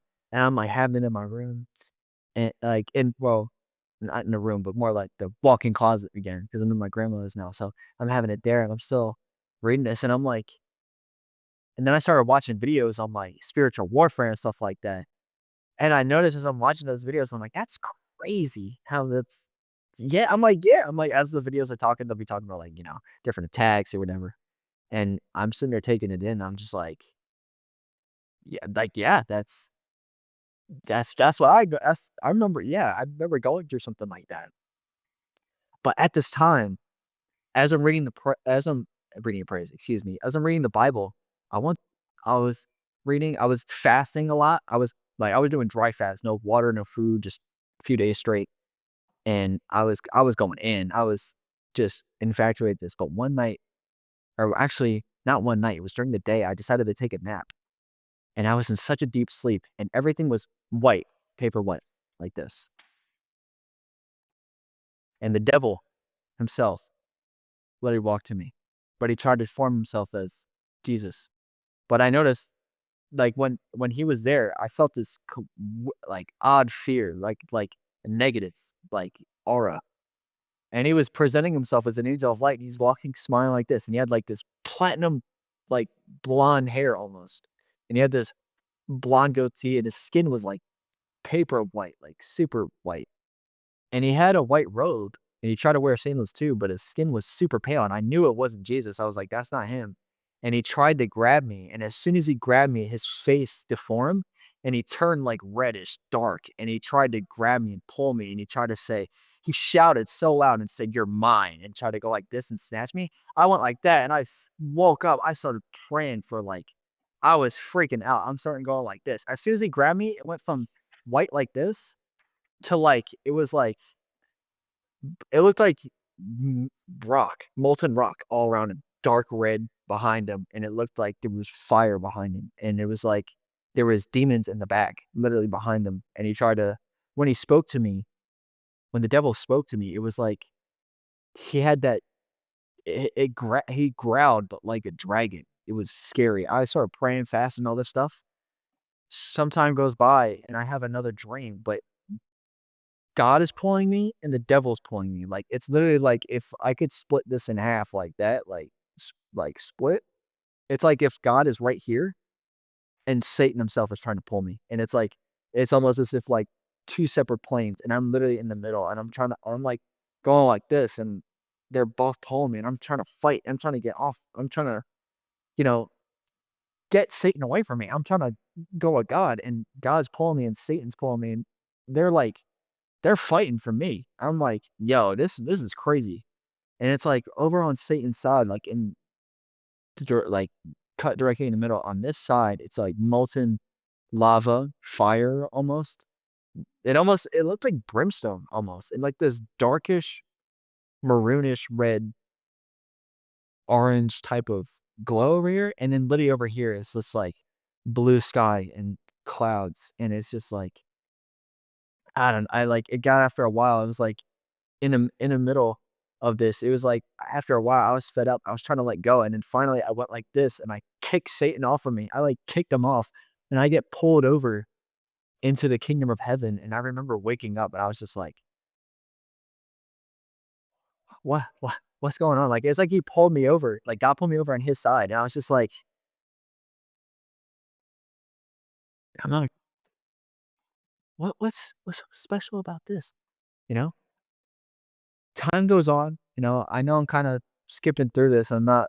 I'm just getting to the like dreams and stuff like that first, but it gets to a point I start, you know, um, I left the salesman job. I was there for like a month, and then I left, and because it was like there's a bunch of tension there. I wasn't doing much. They were scamming me. They weren't paying me, so I left. I was fed up with it. I also at the time I was trying to do some. I was trying to go about it another way too with certain things the way they were teaching me. And then I was just like, you know what? Nah, I'm done with all this. And I remember just sitting in my grandmother's apartment for like a couple months, just reading the scriptures, trying to take it in, watching all these videos. I'm like, why is this happening? What's what is this? You know what I mean? Like I'm still trying to understand, like, like, it's not clicking yet. It's clicking, but it's not clicking, if that makes sense. It's like right here, but it's not like I'm not intaking it, if that makes sense. I'm not internalizing it. It's just in my brain. It sits in my brain. I'm like, okay, I'm like, yeah, I see the spiritual warfare, and I'm seeing this and that. Da, da, da, da, da. I'm having these dreams, blah, blah, blah, all this happening. I'm like, but what is going on? And after a while, I wound up getting a job at Starbucks for a little bit, and I was working there for a while. And uh, I remember seeing like it was something started getting weird and out of hand. I won't go too deep into it, but after a while, things just weren't going right, and it was getting bad. Yeah, it was kind of scary. Other words, fearing for my life in a way. So I was like, nah, I can't be in this environment anymore. So I moved back, and I wound up moving back with my parents at the time. So now I'm what? This is 2020, at the end of 2022, beginning of 2023. Now, I know I'm skipping time forward out of the way, but now it's 2023. It's January. I remember going back, and I moved back up, and I'm still reading the scriptures, but I'm still kinda, like, back and forth. I'm like I'm reading a little bit, but I'm also, like, watching videos, and then I'm, like, playing games and still doing certain things, like, back and forth. But then finally, I was like, "No, I got to get in." Like, I cut out the video games for a while, and I just was just reading scripture. I was trying to look for a job for a while, for months, and I didn't get one. I'm this reading scripture and I'm taking it in. And I'd say now, cut like weeks pass by. It's middle of February. Weeks pass on. Weeks pass on. Now it's the beginning of March. Now it's like very like a couple days in. And I remember I'm like, you know what? I was reading scripture. I was like, yo, I'm like just sitting there taking it in. I'm feeling super peaceful. I'm like, I am a little tired. I'm gonna go to sleep. I want to take a nap. I'm reading all the scriptures I like to take in. As soon as I go to sleep, I just instantly like it was almost as if like the camera was uh panning at my apartment, or the apartment I was staying at with my family, my parents and my youngest sister, and it was bright blue sky. It was early morning in this vision, and then it skips to me in my room, and my dad and I are just arguing, just screaming at each other, as long as yelling at each other. And I remember I was like, I'm done with this. I remember I slid on my shoes and I grabbed the jacket and I just left. I just walked away. And I remember in this vision, he said, like, oh, you always running away. This, that, whatever. I was like, yep. I just left. I slammed the door. And then it's like I ran just in the mountains, in the wilderness. I was just literally with nothing. Just, I think I brought the Bible with me in this. But then after a while, I lost it. So it was just me just praying to God and all this. And in this vision, I remember there was a fire going. I'm looking at myself and I have this fire going and it's midnight. And as I'm stoking this fire, I see something in the distance and it's like I see something and I get freaked out.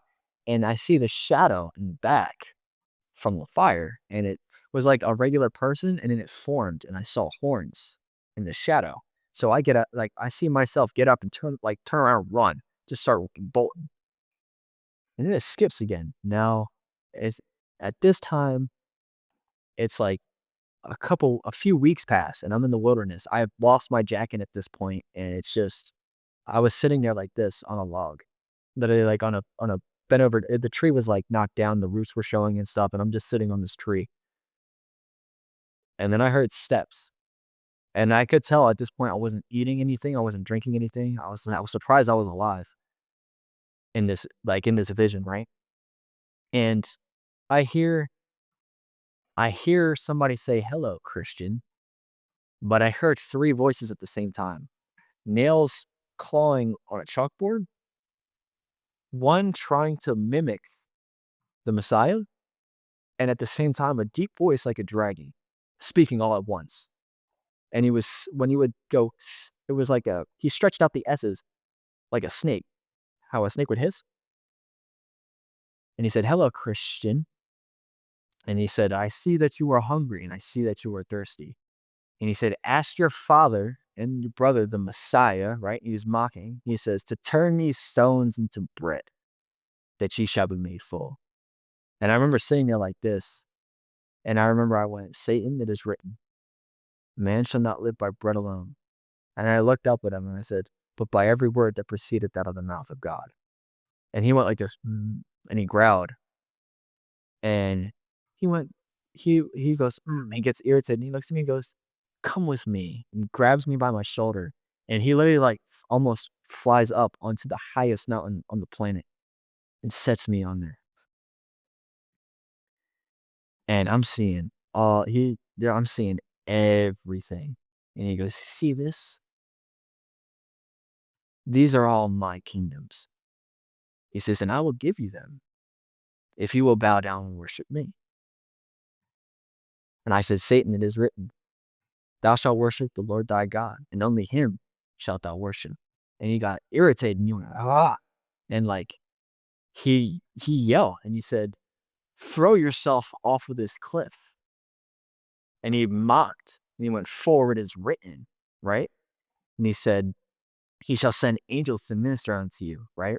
And he said, "Lest thou dash thy foot against the stone." And then I got a little irritated with him. And I was looking at him and I said, "Get behind me, Satan." And I turned around and I said, "Forward is written, saying, touch not his anointed and do his prophets no harm." And as soon as I said that, his face like deformed and stretched out and like tried to put fear onto me.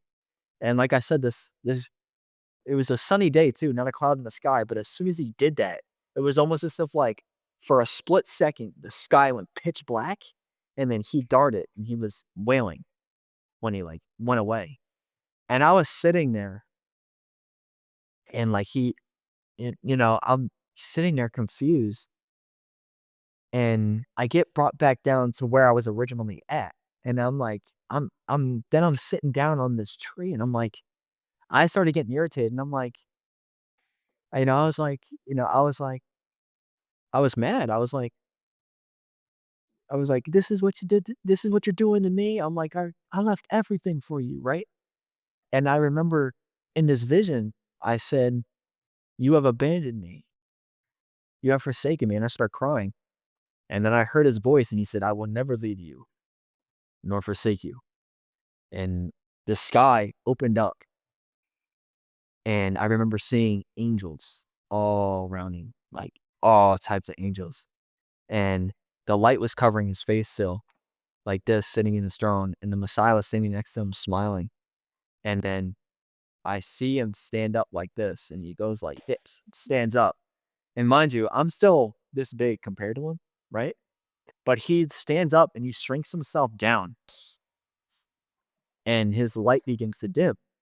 And he starts walking on the clouds, and he's looking at me like this, and he's walking forward.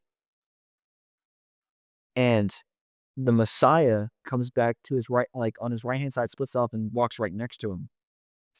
And it's like, I'm like, That's that's Jesus, that's God." I'm like, "That's them." And I ran and I started running on the air. And as I was running, I remember I'm running on the air, and I'm just focused right on him. I'm not focused on anything else. I remember I grabbed him and I hugged him, and I started crying, and I started like weeping. And I remember as he was walking, he went like this and he grabbed me, the Father, and they walked back to where I was sitting. And the Messiah is sitting right next to him. And then he holds me, and then I see him laugh. He has like a little chuckle. He says, "Jesus." And he says, "Yes, Father." He says, "For your brother was lost, and now he is found. For your brother was dead, and now he is alive." And I remember I like collapsed to my knees, and I was just bawling. And I felt God's right hand touch my shoulder right here, and he was like, you know, "My son, I love you, and I'm very proud of you. But there are some things you need to know on this journey." And he turned around and he said, "Michael, Gabriel, come." And Gabriel and Michael come. Gabriel says, "Yes, Father."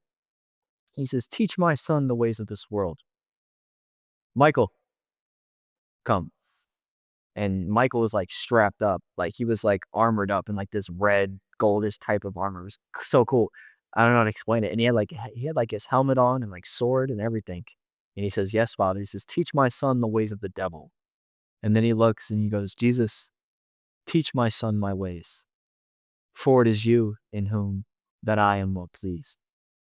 And he turned around and he raised himself back up to his throne and raised him back to his original height. And the heavens were still open, and he's sitting on his throne just watching me. And Jesus, Gabriel, and Michael are there. And I remember Gabriel was just wearing like a regular robe, and he had like it was kind of like tied right here, and they were glowing. They were like literally glowing, and I'm sitting here like puzzled, and I'm looking through like a third person view. So it almost looks like I'm looking through a camera. I'm looking at myself. Notice this. I noticed Gabriel did like a sort of like a uh almost like he bowed in a way, like a respect, not like kneeled, but like he did a bow. Like he was like, and I remember he said, "Fear not, my brother. It is I, Gabriel, the messenger of God." He says, "I am come to teach you the ways of this world." But I remember when he was speaking, it was like everything went completely silent, but I could see him speak to me. And it was almost as if like, as he was speaking, he was writing it on me. Like, if that makes sense. I hope I'm making sense here. And he's talking to me, and Gabriel's sitting there, and Jesus and Michael are standing watching, and I'm sitting there asking him questions, but I still can't even hear myself talk. I can't hear him speak. It's so weird. I don't know if I wasn't supposed to hear that yet. I don't know. But then it was like Gabriel was finished teaching me what I needed to know. And he stops speaking, and he walks over next to Jesus and Michael says, "Fear not, my brother. It is I, Michael, the archangel." He says, "Even my sword has tasted the blood of the devil." He says, "For the heart shows the intentions of man, and the blood comes from the heart, and blood is pumped throughout the entire body." He said, "For when I battled Satan and my sword cut him, and his blood fell upon my sword, his blood showed me his each and every way and intention within Satan's heart." He says, "I am come to teach you the ways of the devil." And then again, it was like this silence. It was so weird. It was almost as if it's like you stick your fingers in your ear and you can't even hear yourself speak though. It was like this absolute silence. But he's teaching me same thing like he did with Gabriel. And once he finishes teaching, Jesus looks at me and he says, "Brother, you know who I am, and you know what I've come to do." And I was kind of like pulled back. I was like, okay. And it was almost like there's a scene in The Lion King where Simba and Timon and Pumbaa are like walking on like the logs, and it's like it shows them dancing or whatever, and it shows like the moon behind them and the sun. It was literally like that when he was teaching me. We were walking, and he's teaching me certain things, but it's like there's still this silence to where like I'm not like in this time I'm not supposed to hear it yet or something or whatever. And he's teaching me whatever, and it's like time skips, like this frame skips, and now the father comes back and he steps down, and Gabriel and Michael go up and back into the heavens, and they're up there with the other angels. And I remember the father goes like this. It almost looks like he almost looked like he turned around and then did this. And there was a white robe and sandals. And he had like this gold band there or sash or whatever. And he looked at me and he said, "Put them on." I'm like, they're dressed. Jesus and the Father are dressed with like this white robe, golden sash, and sandals on their feet. And I'm like, why? I don't want to walk around pretending like I'm you or something. I was like, that's weird. Why would I? He said, "Put them on." And he goes like this, and he gives them to me. I was like, okay. I did. I changed. I put that on and everything. And then I hear him say, "My son, now go." He says, "Teach these things unto my people, for the time has come." He says, "Be strong and of good courage, for the kingdom of God is at hand." And he put his hands up and he spun around and he like turned around and went, decided to walk forward, like, and go back to his throne, right? And Jesus did too. And I'm like, what, with all due respect, Father, because I'm like still nervous. I'm like, what do I say? I'm like, where do I go? To whom do I speak? To whom shall I speak to? And I remember Jesus chuckled. He goes, "Christian, do you love me?" And I was like, "Well, yeah, of course I love you. This son of God, right? Tell me your brother." I'm like, "Yeah, of course I love you." And he says, "Do you trust me?" I go, "Yeah, I trust you." He looks at me and he like has this focus. He got more stern. He said, "Then get up and walk." I looked at him like, but when he spoke, it was almost as if like his words were hitting my soul. So it was like, I couldn't, it's not just hearing him in this part, it was hearing him in the spirit. It was like a whole nother effect. I was just like, whoa. I was like, "Hey, I really don't know what I'm doing, but but I trust you." And I was like, "I'm sorry if I did anything wrong that made you that way." And he smiled, he nodded his head, and he turned around with his hands above. And I remember as Jesus turned around, the Father was turning to face me. And he had his hands up like this, and his eyes were on fire. And he said, "I am the beginning and the end." Remember, he's like, shh. He said it real loud. He said, "I am the Alpha and I am the Omega." He said, "I am the first and I am the last." And in this vision, he goes, "My son, those who reject you, they reject me." He said, "Those who reject me," he goes, "My son, I've never known them to begin with. Now go. He says, and now he says, you know, there shall be a man waiting for you to hear these things that you shall speak. And I'm sitting there looking at him like, okay. I'm like, all right.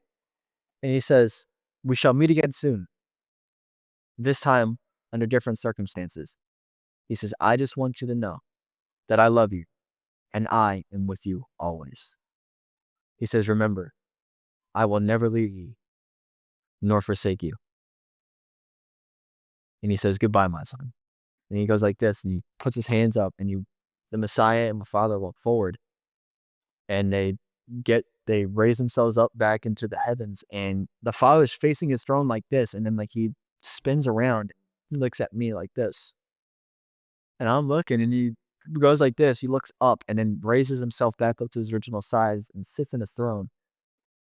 And the Father, Jesus Christ, and all the angels, and Gabriel and Michael too, they were all waving goodbye. And I'm sitting there going like this, because I'm like, and then the heavens were closing, and the light covered his face now, and the heavens are closing. And right before the heavens closed, I heard them all shouting with joy, like rejoicing. Or yeah, like for example, like the Super Bowl or something. If they made a touchdown, like yeah, like the whole Super Bowl going crazy. It was like that in Kingdom of Heaven. I was just like, huh. And then I turned around, I walked, I turned around, I just walked. And I remember I came back I guess I went back to the apartments here, and I walked down over here where I'm at. There's this hill that comes down, like to go out into the main road. And in this vision, I walked back down that same path, and I crossed the street. And as soon as I crossed the street in this vision, this car goes "Er," and pulls to the side like that. And this man comes out of the car and slams his door, and he says, tell me everything that you've just been shown. I just look at him like, how do you know that? He said, God, of course. And I was like, and I just laid everything at him. I just, all of it, all like that. But when I was telling him these things, I couldn't hear what I was telling him and showing him. And then he was like, whoa. And he started calling people over, and and they started gathering around. And it skipped to like, you know, it was like me. Like I walked to New York City, which is weird, like Times Square. And it was like I walked all the way from where in like Pennsylvania all the way up, and I walked through the wilderness and everything. And I'm walking right before you get in the center, like right in the center of Times Square with like all the electronic billboards and stuff, all that. Uh, I'm walking in this alleyway, and people are looking at me, and I'm like kind of nervous. I'm like a guy like this, and they're like a deer in the headlights, and they're looking at me like kind of like you know, baffled. They're just or like shook. They're like they don't know what to do. Like they kind of just froze in their tracks.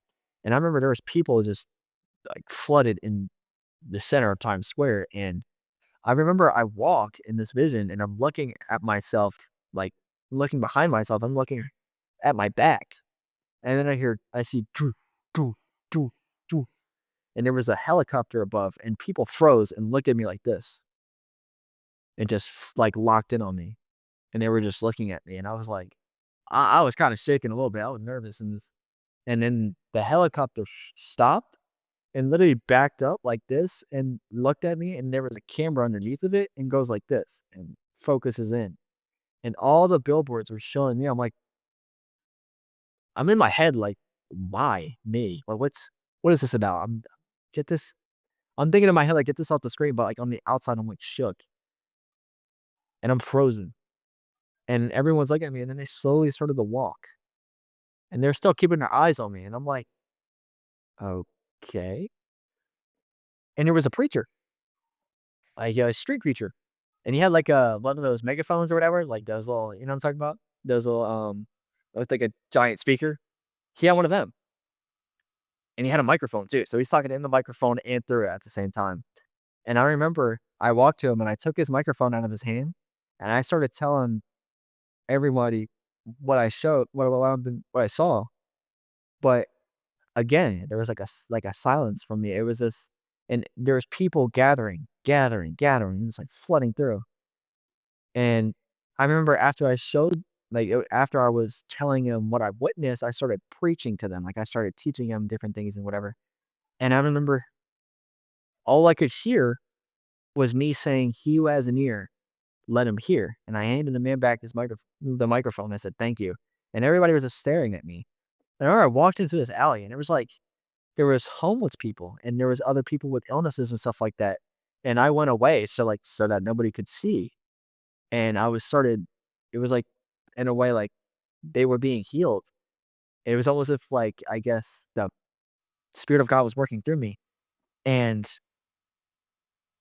in this vision, and people were getting healed, and people were coming to Christ and everything else, and then it skips forward, like, it felt like I guess in this time frame, it felt like exactly 3.5 years or something like that, or like 3 years, 4 years, something like that, and I remember just finished preaching to, uh, like 10, 15 people, 20 people, and I turn around and someone shoots me right here and I fall, collapse, and for 3 days, it was showing, like, the whole entire planet, like, all the continents, and then it was showing, like, different things, like and then it would show almost the way it was showing me this vision, it was showing me, like, a overview of the planet, but it was like, all the continents together, but it was showing, like it looked like holograms and, like, you see in, like, a movie scene or whatever, it was, like, holographic, like, screens of showing the news, and people were rejoicing that I was dead, and there was another man on the other side of the planet who died too.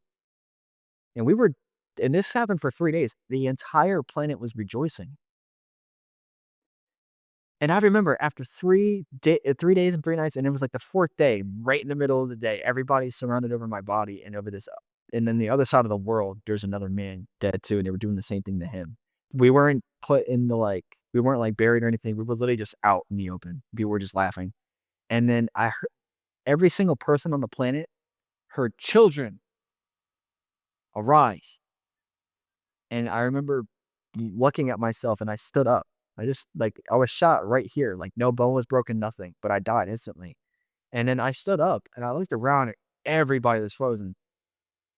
And then I heard, "Children, come to me." And there was me and this other man were pulled up into the heavens and they were opened up. And every single person that was there on the earth and in hell and in the heavens, everybody saw it. And it was God in his throne, Jesus Christ sitting next to him, angels around him. And there was like it looked like a tabernacle or something that was there. And everybody was frozen and they all collapsed to their knees. And every knee bowed. And I remember every tongue confessed that Jesus Christ is Lord. And then they were open for a few seconds and everybody witnessed it. And then the heavens closed. And me and this other man were in the heavens. And it was almost like as soon as that happened, it was like the earth started shaking and people were like running and everything else like for their lives. Well, it flicks again and now it goes to another view and it shows people, every person on the earth is at peace. I mean, the worst of the worst people, whether it be murderers, whatever, killers, whatever have you, right? Robbers, thieves, anything, or rich people, poor people, everybody was at peace. Children were playing, people you wouldn't expect, like people you once hated, like let's say nowadays, everybody got along with complete peace. And it was a no cloud in the sky, just a bright sunny day, and people were having a good time eating, whatever. It was almost if like God smacked the earth. It was like boom, and it was like the whole earth waved up like this and like broke open and like ripped apart. And then you see like this reddish orange smog, like scarlet, like orange smog, like a fog almost. And then you see, and I remember seeing like fast, like demons flying up. And then it was like, it almost felt like a camera panned over like this. And there was a person right here. And they were confused. And the demon went like this, grabbed him with their hands, bit him, and ripped him open. And you could see everything that was in him. The screams were horrifying. And the smog just went away. And there was people it was like if you ever seen a really bad thunderstorm was pouring like down rain, like if you're outside for not even 30 seconds, you'd be drenched in water. Imagine a thunderstorm like that, but it's all soulless. And there's lava and there's like brimstone. There's like it almost looked like there was mountainous. It was like volcanoes almost, and there was mountains and stuff, and they were red.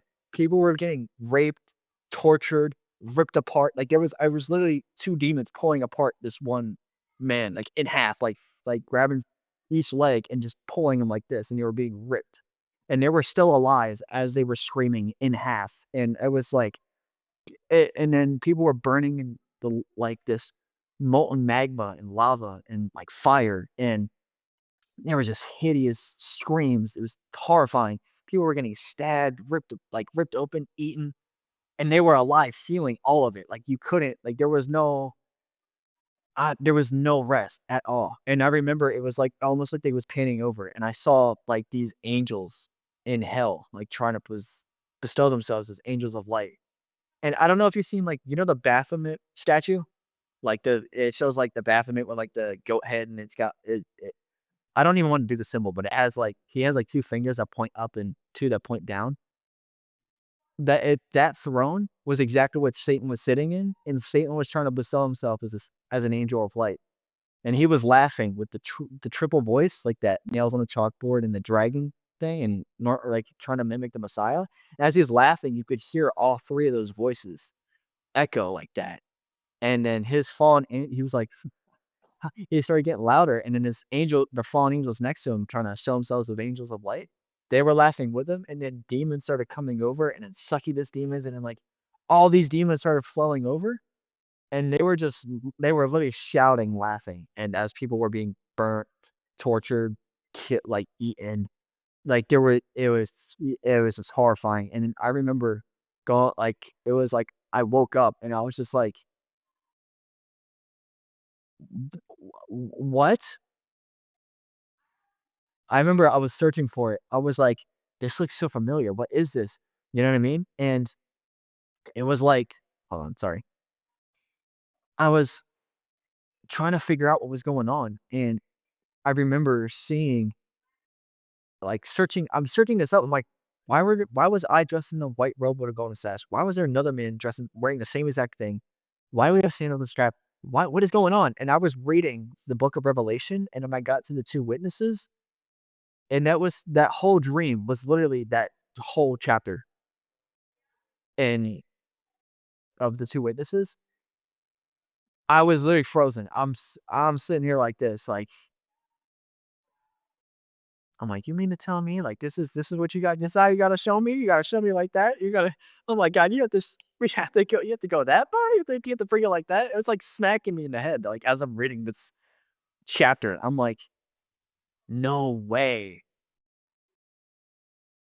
I'm like, and I'm reading it says like they shall have power to, send rain fire down and shut the heavens and all that stuff like that and prevent it from raining. I'm like, yo, I'm like, I'm like, no way that I just had this. I'm like, ain't no way I just had this vision right now. This is crazy.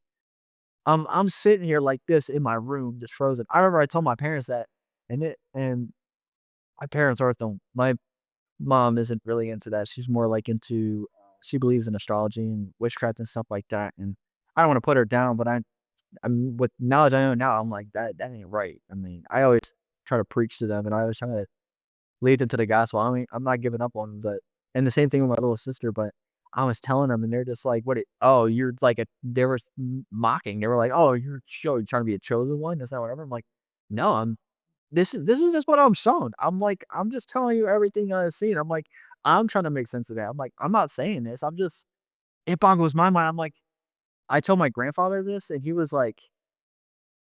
just sitting there like, you know what I mean? I'm like, pop up. I don't know, man. I'm like, I don't know what's going on, but I don't know why I'm getting all this type of revelation or whatever is happening or dreams or visions, whatever. I'm like, but something's going on. And I'm like, whatever happened in this vision is gonna happen. Not specifically me as this whatever I was supposed to be in this vision, but whatever's happening is going to happen soon. So like I was like, oh my gosh. I'm like, what is going I'm like, ain't no way. I'm like trying to figure this out. I'm like still, you know, I'm like, what is going I'm like, even to this day, I'm still like, dude, it boggles my mind. I'm like, you know what I mean? thoughts, questions, anything? I know you're like sitting there like, mind boggled, but No, I'm trying to, Christian, I'm trying to process everything that I just heard. Hey, want to hear raw supernatural conversations with people who call me every single day, sometimes weeks or even months before they share their story on the show? Up until now, I've kept those early calls tucked away on the hard drive, but now I'm finally sharing them with members as a small thank you for supporting this podcast. And that's just one of the perks. You'll also get to join me live on future interviews. You'll get to listen in and even ask questions at the end. Spots are limited, so don't wait. Hit that join button below or head to godsvoiceday.com/join for more information. And now let's get back to the show. My goodness, it's like you've relived the whole Bible. exactly. You got to see everything. I mean, we're both I guess we're both mind boggled still. I mean, I'm still going through it like, you know what I mean? Like it just happened 5 minutes ago. As I'm telling you, it's like it's happening again. That's how real that those experiences are, those dreams and like the encounter with him and all that. It's like, it almost as if like I was this just happened outside 5 minutes ago and now I'm on the phone with you trying to tell you about it. Like like, that's how it's more real than this life. That's what it feels like anyway. But go ahead. Sorry. I didn't mean to cut you off. No, man, so many questions. Wow. First of all, I'm so impressed with the way you can recall scripture and remember such great detail of everything that happened. But you kind of touch.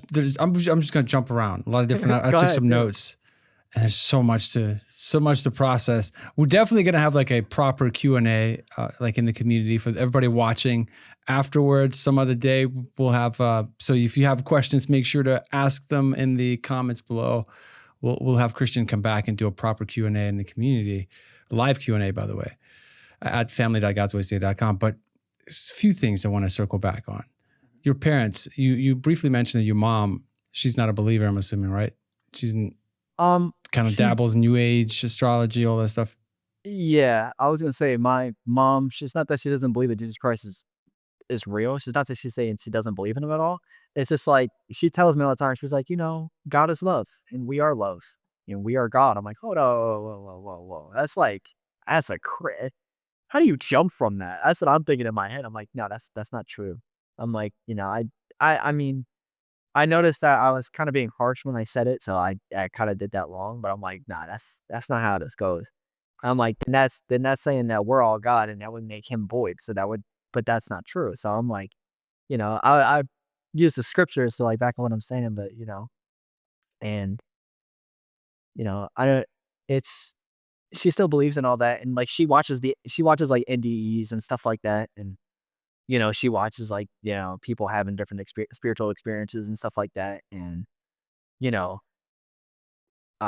so there are certain things I agree with her on, but I'm also trying to see how she's trying to represent it and how it's coming at me because I'm like, you know, I I know what I saw and I know what I've experienced, and from reading the scriptures, everything that I've had in the dreams and encounters, I know is real. It's not just like somebody was like, "Oh yeah, you just read a story."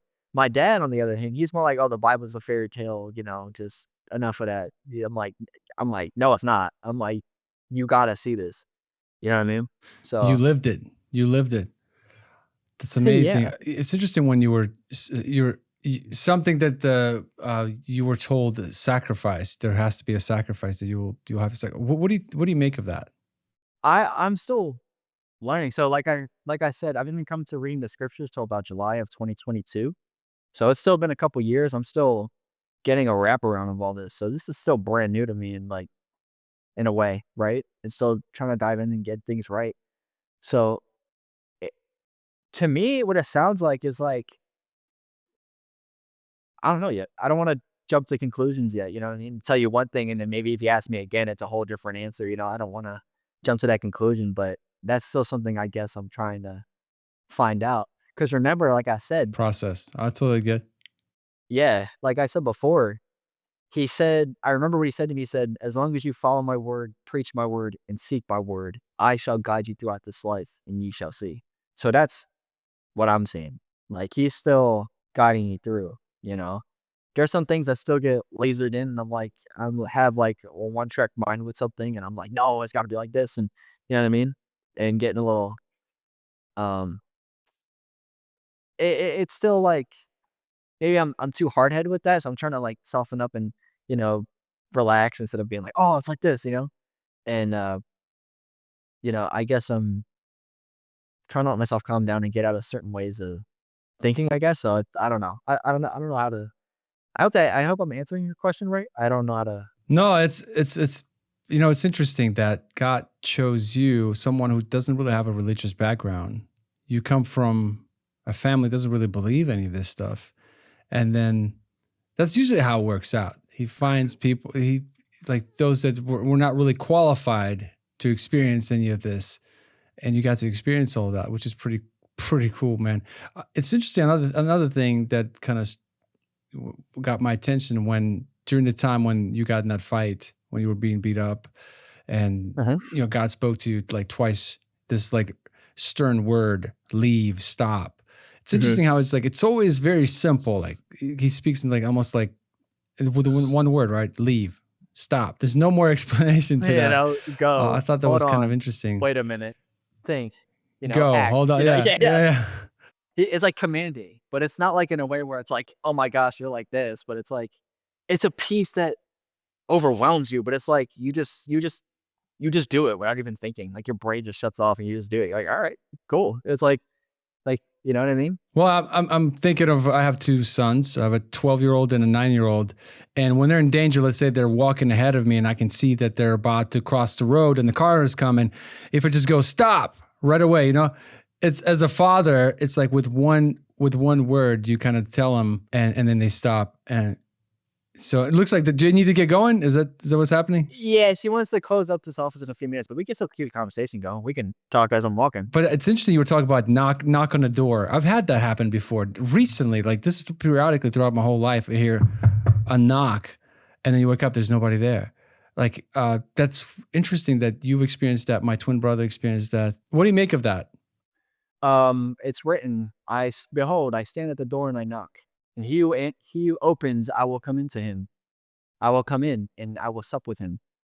He's knocking at the door of our hearts. So like I said, he knocked on my heart, but I thought he was knocking at the door because it was so loud. Like it was physically loud. Almost like you read in Samuel. Because it was on your chest. Yeah. Like if you read in Samuel, the Lord says to him, Samuel, and he gets up and goes to his dad, Eli, and he's like, did you call me? He's like, no, go back to bed. Again, Samuel gets up. He's like, why are you calling me? What did you need something? He's like, no, go back to bed. Again, Samuel. He gets up and then Samuel's dad realizes like God's trying to talk to him. He's like, no. He's like, Samuel, go back to bed. When you hear that voice again, answer him. And then he's like, Samuel. He's like, yeah, he's like, Lord, I'm here. And then goes on. It's sort of like that. It was like that. At first, it was like, I was like, who's knocking at the door? Like, it's midnight? That's crazy. What's happening here? And then he knocked again. And then when he spoke scripture, it was like audible. Like I could hear it. It was Mhm. almost as if like he was like not whispering, but like talking in my ears, like both ears at the same time. It was so crazy. I was just like, whoa, you know what I mean? Come to find out when he was speaking to me, he was in scripture. I didn't know it was in scripture yet until later on. I was reading, I was like, oh, he said that. I remember that. And that's how like, I started like, bouncing around and everything, like a little kid. But go ahead. You were gonna say?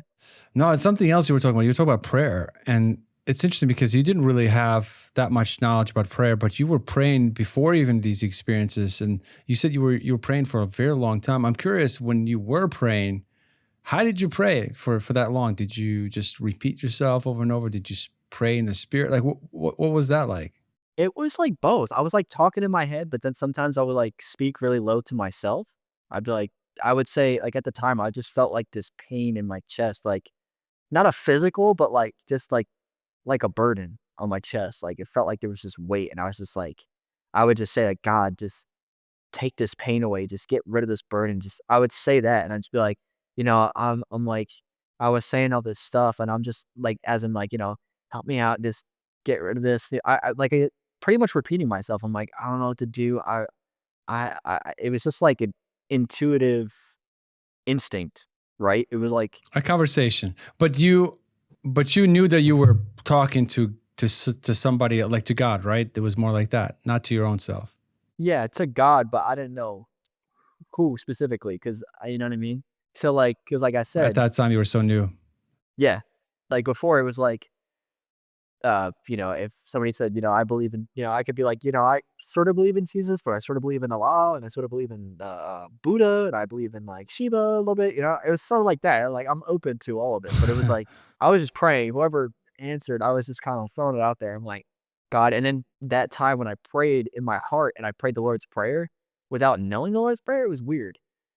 I didn't that it woke me up because I was reading. I think it was in I don't know if it's Deuteronomy, it's somewhere in the Old Testament where he says, I will establish a new covenant, and I will write the law upon their hearts, and I will be their God, and they will be my people, right? That hit me because I was like, I had no idea I was just crying at one point, I was just groaning, and then in my heart, I prayed the Lord's Prayer, so it was very, very, like, mind-blowing to go back after, like, reading that. It was like that memory, like, that part just flashed back in my face. I'm just like, "Whoa, hold on, hold on, hold on, hold on." I got questions. I'm, like, asking, like, "What is this? What's this?" I'm, like, going off, like, shouting, like, 1,000 different questions at one time. So I'm like, "Well, wait, so you already did this already? You wrote this on my heart? You just did this and that?" Or, like, "Hold on, man. What's happening?" Something else that was interesting when you had a conversation with God, it's almost like he spoke to you back in like old King James version. Because you had these like very proper English, old English conversations, which is interesting. Is that how it really happened?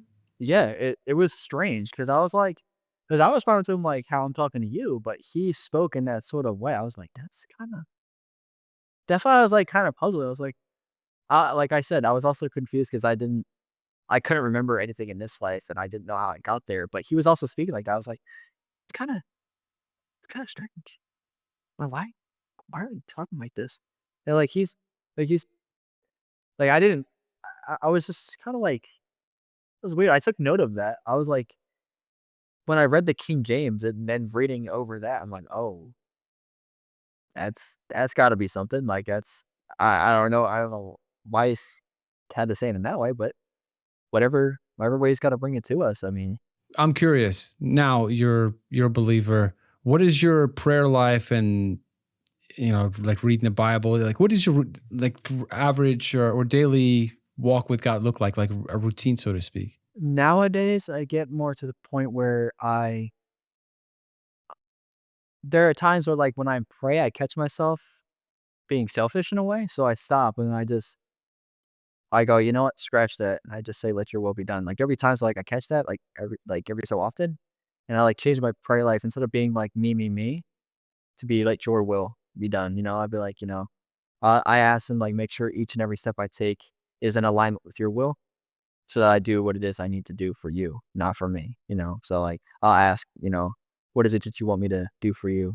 What do you want me to" you know, uh even with scripture, I try to pray before I read before. I I still watch content on it. I still watch, like, videos on scripture and stuff like that, and I sometimes I won't like, I hear him bring, like, certain parts of scripture to meditate on, like, you know what I mean? Uh, like, he'll literally just say, like, uh, like, the book of John or something like that, like, today, I literally heard it today. He brought me to John 14, verses 1 through 17, and he said, "Read verses 21 through 26." And then he said, "Read John chapter 10, verses 1 through 12." So I was like, "Okay." And then I read them, I'm like, "Whoa, whoa, whoa, whoa." I'm like, "This is getting." I'm like, "All right." I'm like, "This is what you want this way?" I'm like, "All right."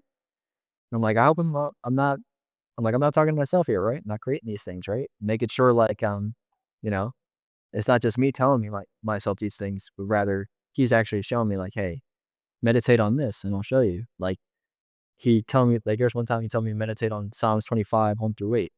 Uh, you know certain like in 119, Psalms 119, I think it was 21 through 27, stuff like that. Go ahead. You were gonna say something. No, I'm curious about how you read the Bible these days. How do you when you read it? Do you read it a certain way? Um, I've been trying like I have been. I've been trying to read it different, like in a way where I try to really take my time because there are other times where like I get so into it and just it almost feel like I was trying to complete a task, but then after a while I'm like, oh well, I gotta step back and actually digest it and internalize it. Like but like I said, I was telling you before, now I'm watching more of these, watching more Christian content, uh, even NDEs that are like experiences with Jesus Christ, seeing how others have been called to do certain things, and listen to them. Like that's how I came across your channel, and then I saw Robin Cunningham's NDE, and then I started watching his stuff. And when I would read, and they would give me more knowledge, I'm like, oh, okay, that's actually that's different. And then I'd read it, but I'd also be like, all right, I have that in mind, but I also want to see something else that he wants to show me. Like, all right, what do you want to show me here? What do you want to show me here? You know what I'm saying? So I'm still learning a bit. I'm still getting there. It's only been a couple years reading the scriptures, but still I feel like a little baby still. Well, you're Not a doing a baby, great but job. but You're doing a great job for sure, Christian. I mean, there's a reason why your first name is Christian, right? yeah, there you go. I was about to say that. What a coincidence, right? You were marked all along. Well, you mentioned something. I know you got to run here, but you mentioned something about writing music. Is it something you're doing on the side?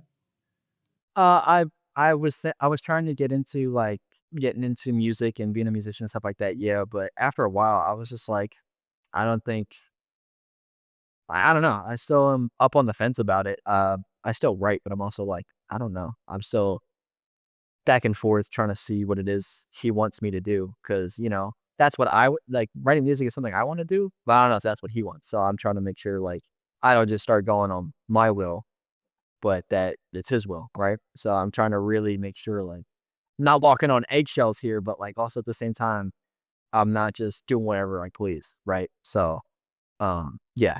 Well, Christian, in closing, I know you're almost kicked out of that place, but in closing, I'm just curious for everyone watching, and I know there's so many questions been probably missing, but let's say the older self, like the younger self, you that before you had this encounter with Jesus, what would you say to the older you, not older age wise, but like the before your encounter, what would you tell that person watching that Uh, perhaps didn't have an experience with Jesus yet, but wants to?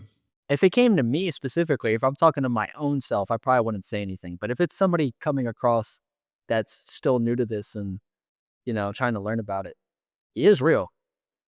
I saw him with my own two eyes. Like I used to question all about it. So I understand whoever is watching this that's trying to get to know God and say, what God? You know what I'm saying? Because some people might have that question, what God, which one is real? And some people might be like, well, this is contradictory. This one's back and forth. And I was like that even in the very beginning, like, what? That doesn't make sense because over here it says this. And I'm like, you know, but as you know, time went on, I started to understand more it starts to, I'm starting to now internalize it more and more and understand that Jesus Christ really is the only way. He really is. He really Mm, did amen. come in the flesh. He was crucified for the sins of mankind, and he was buried, resurrected on the third day. Like and he is real. You know, uh, I know it's hard to take in at first. Like for me, without really started knowing, I was kind of like, still on the fence. But uh, it's he is. He is who he is. He was, he is, and he is to Hmm. come. And one thing before I finish this, one thing I wanted to say in John chapter 16, verse 25, that scripture blew my mind. It still does to this day. And it's written, and I read the King James, so it says, I will no longer speak to you in proverbs, but the time will come that I will no longer speak to you in proverbs, but will show you plainly of the Father. That scripture is for real. And another one I'll say, John chapter 14, verse 21. He that hath my commandments and keepeth them, he it is that loveth me. And he that loveth me will be loved by my Father, and I will love him, and will manifest myself to him. So those scriptures actually came to pass in my life. I'm just saying, like they showed themselves right then and there. I was like, all right, this is something to. At the time, I was like, what? But now it's really like, I'm like, whoa. Like, you can't make this up. I wish I could. I wish I could make this up. That would, you know what I mean? Like, this ain't something that people. I understand that not everybody goes through something the same experience that I went through, and we all have a different journey in life. But give your life to Christ, man. I'm telling you, you're not gonna be perfect immediately. Some people think like you have to perfect yourself before you go to Him, when really you have to walk with Him for Him to perfect you. Because in our weaknesses, He is made perfect. And there'll be times where like even with me, still to this day, like there's things I still question. There's things I still try to understand, and just ask Him, pray, ask Him, like, hey, I need help understanding. You might not get it immediately right off the bat, but He's gonna show you. It's gonna take time. I'm still learning that still. And yeah, I mean, those of you who are new, give them some time. I know a lot, like, you might be looking for that same experience. My little sister, she's telling me about it. She's like, I want to have that experience. But she was like, but the way she presented it, she wanted to have it just to have it, just to like tell her friends about it. I'm like, see, God examines the heart.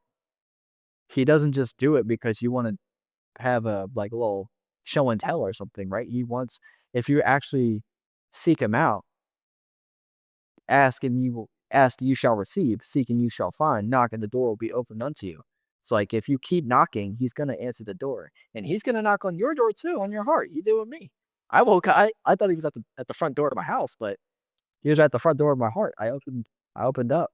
Well, Christian, man, oh, wow, this was awesome. This is probably the longest podcast I've done so far, but it's meaty. There's a lot of stuff in here for people to chew on. But thank you so much for your time. One last question, I promise. If someone wants to get a hold of you, what would be the best way?